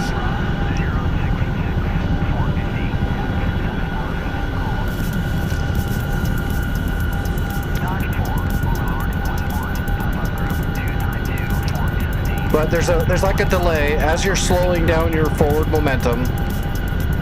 You don't just slowly at the same time keep pushing more torque into it like that. That's not going to work. You just have to kind of, you add a little bit and then you keep kind of working yourself down, then you add a little bit. Your main thing is to watch this needle right here, if you have it on your symbology. You don't want your descent to pass like 3. You could do it, you can pass your descent way more than that, but as you're learning, you want to try to keep it around 3 or less. It's a slow descent, but it's a controlled descent. And that gives you time to slowly add a little bit more collective pitch as you're losing airspeed.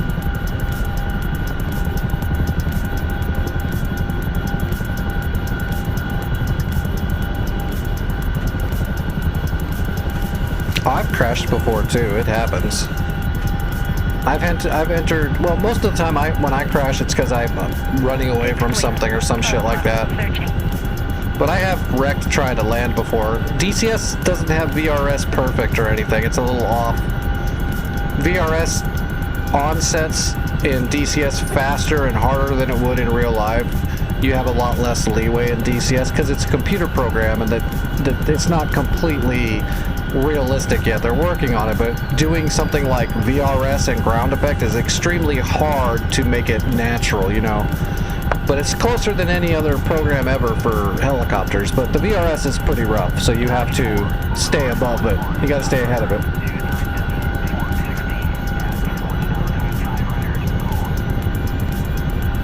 But yeah, that's how I set up my overlay.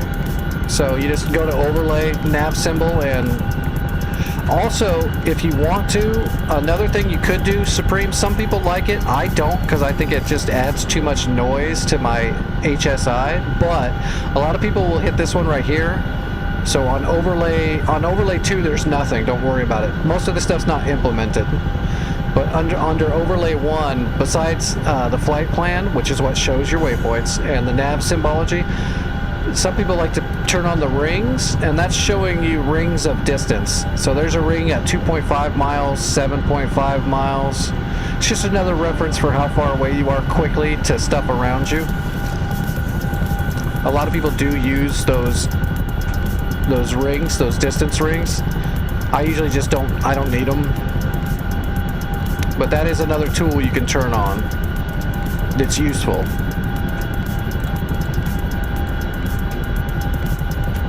And of course, up here you have your system, which can bring your flight plan up over here. Or you have your instruments, you can cycle through those. If you want to get back to your map, you just come down here to the HSD and click it once, and there you go.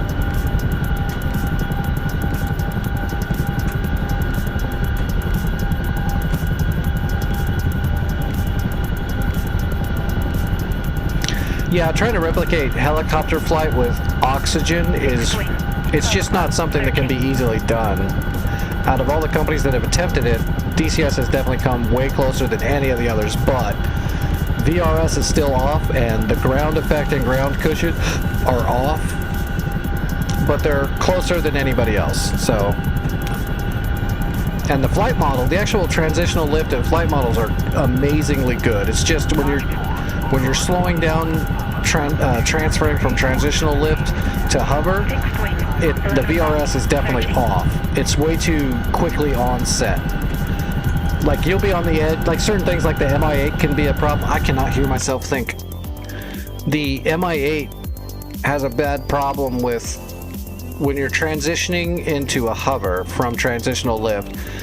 The MI8 is very powerful, and the problem it'll have is because the VRS isn't perfect, it's not really correct. It's mechanical because it's a computer program. You'll be like, let's say you're at 7 degrees collective pitch on your rotor blade, and you are starting to lose altitude, and you're entering like VRS. You could literally add a 0.1 degree of collective pitch, like barely anything, and instead of starting to negate the VRS, you'll start ascending upward. So you're like right on the edge of VRS and getting ready to fall out of the sky, but if you add any, you'll just start climbing, and you're kind of screwed. You're kind of stuck right there. And that happens a lot with the MI8. So sometimes with the MI8, you're kind of bellowing below the state of VRS just a little bit, and then trying to recover it over and over, trying to work yourself down an altitude. It can be a real pain in the ass. That's why in the MI8, I'll usually try to land by flying to my landing point and maintaining transitional lift until almost the very end, which is actually one of the normal ways you would land a helicopter anyway. You wouldn't go into a full hover and then land necessarily. And especially Russian helicopters. Russian helicopters are actually made to land on runways. You can VTOL them, but they're made to land and take off from runways. You only VTOL them if you don't have a full load and stuff like that. Because they're not normal helicopters, they're flying fucking tanks and cinder blocks. Alright, is that good though, Supreme? Is there anything else?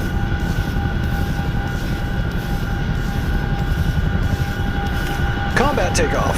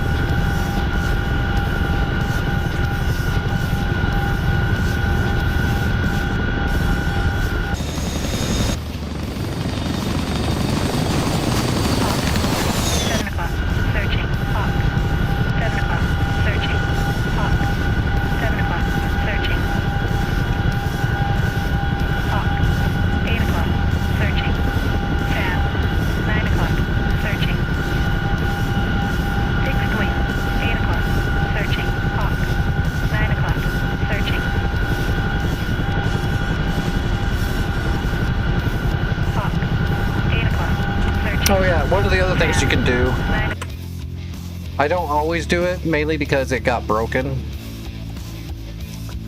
but you can go to your FD page, and, well, you know, I'm not even going to get to the FD page with you. Don't worry about the FD page. This is stuff for the DAFCS and autopiloting navigation, but instead, don't worry about the autopiloting navigation and all that stuff. It's not all implemented, nor does it work properly, but your heading bug right here, if you want your heading bug to be more represented for your actual where you're heading,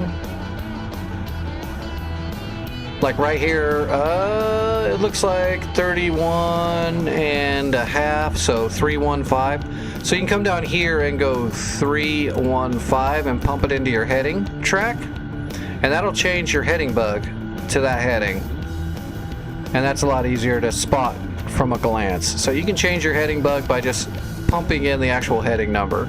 Don't mess with the rest of this stuff though. Just don't worry about this stuff for now. Eventually what you can do is you'll be able to set a heading, an airspeed, an altitude, and then hit the program, and the helicopter will fly at that heading, at that altitude, and that speed. when the DAFCS and everything is actually implemented properly. But for now, I wouldn't worry about that stuff. It's not really working. It'll be in there eventually, but you can use the heading bug to just change your heading bug for visuals for yourself. I think the radios are still broken though, right?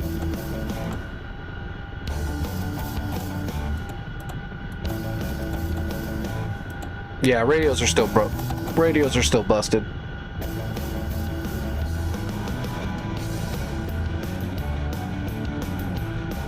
Yeah, loading cargo is most of it. This thing flies itself.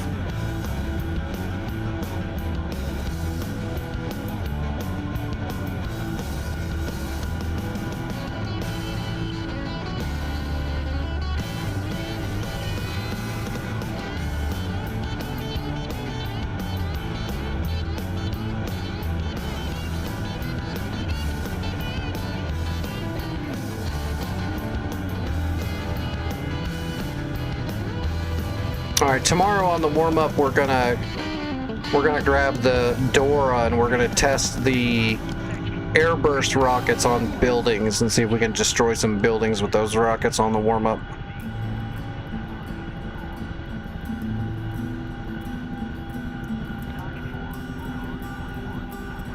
Because we should be able to.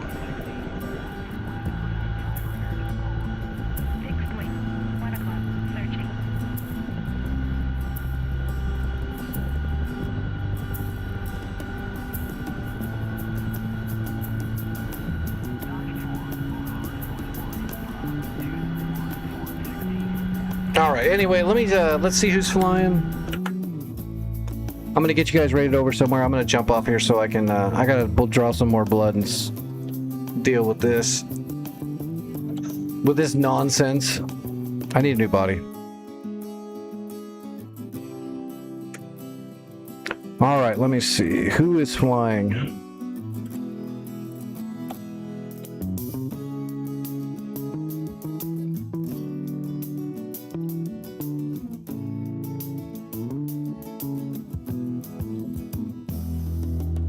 Alright, I don't know these people.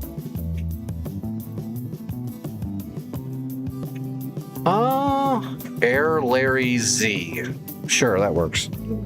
We're gonna raid Air Larry.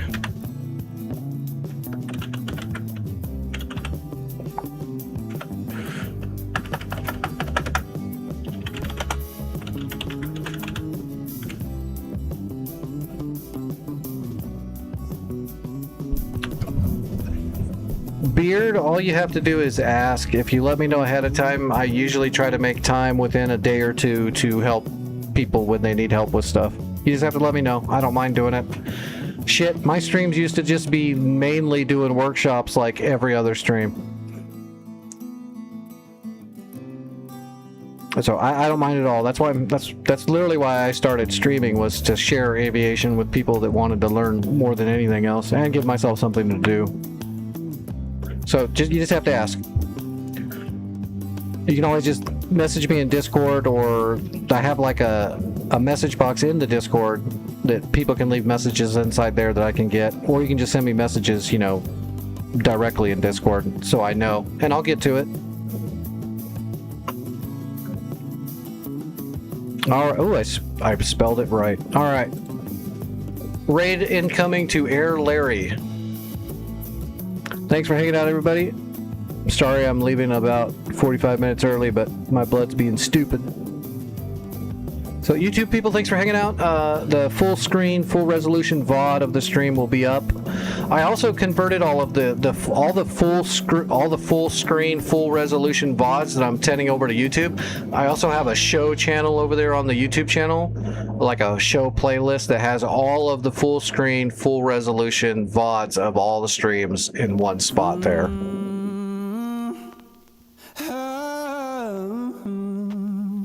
And then, of course, there's separate playlists for like little tutorial videos that I've been working on. All right, tell Larry hi for me, everybody. Take it easy. I'll be in the Discord for a few more hours if you need me. That's where you can find me. Take it easy.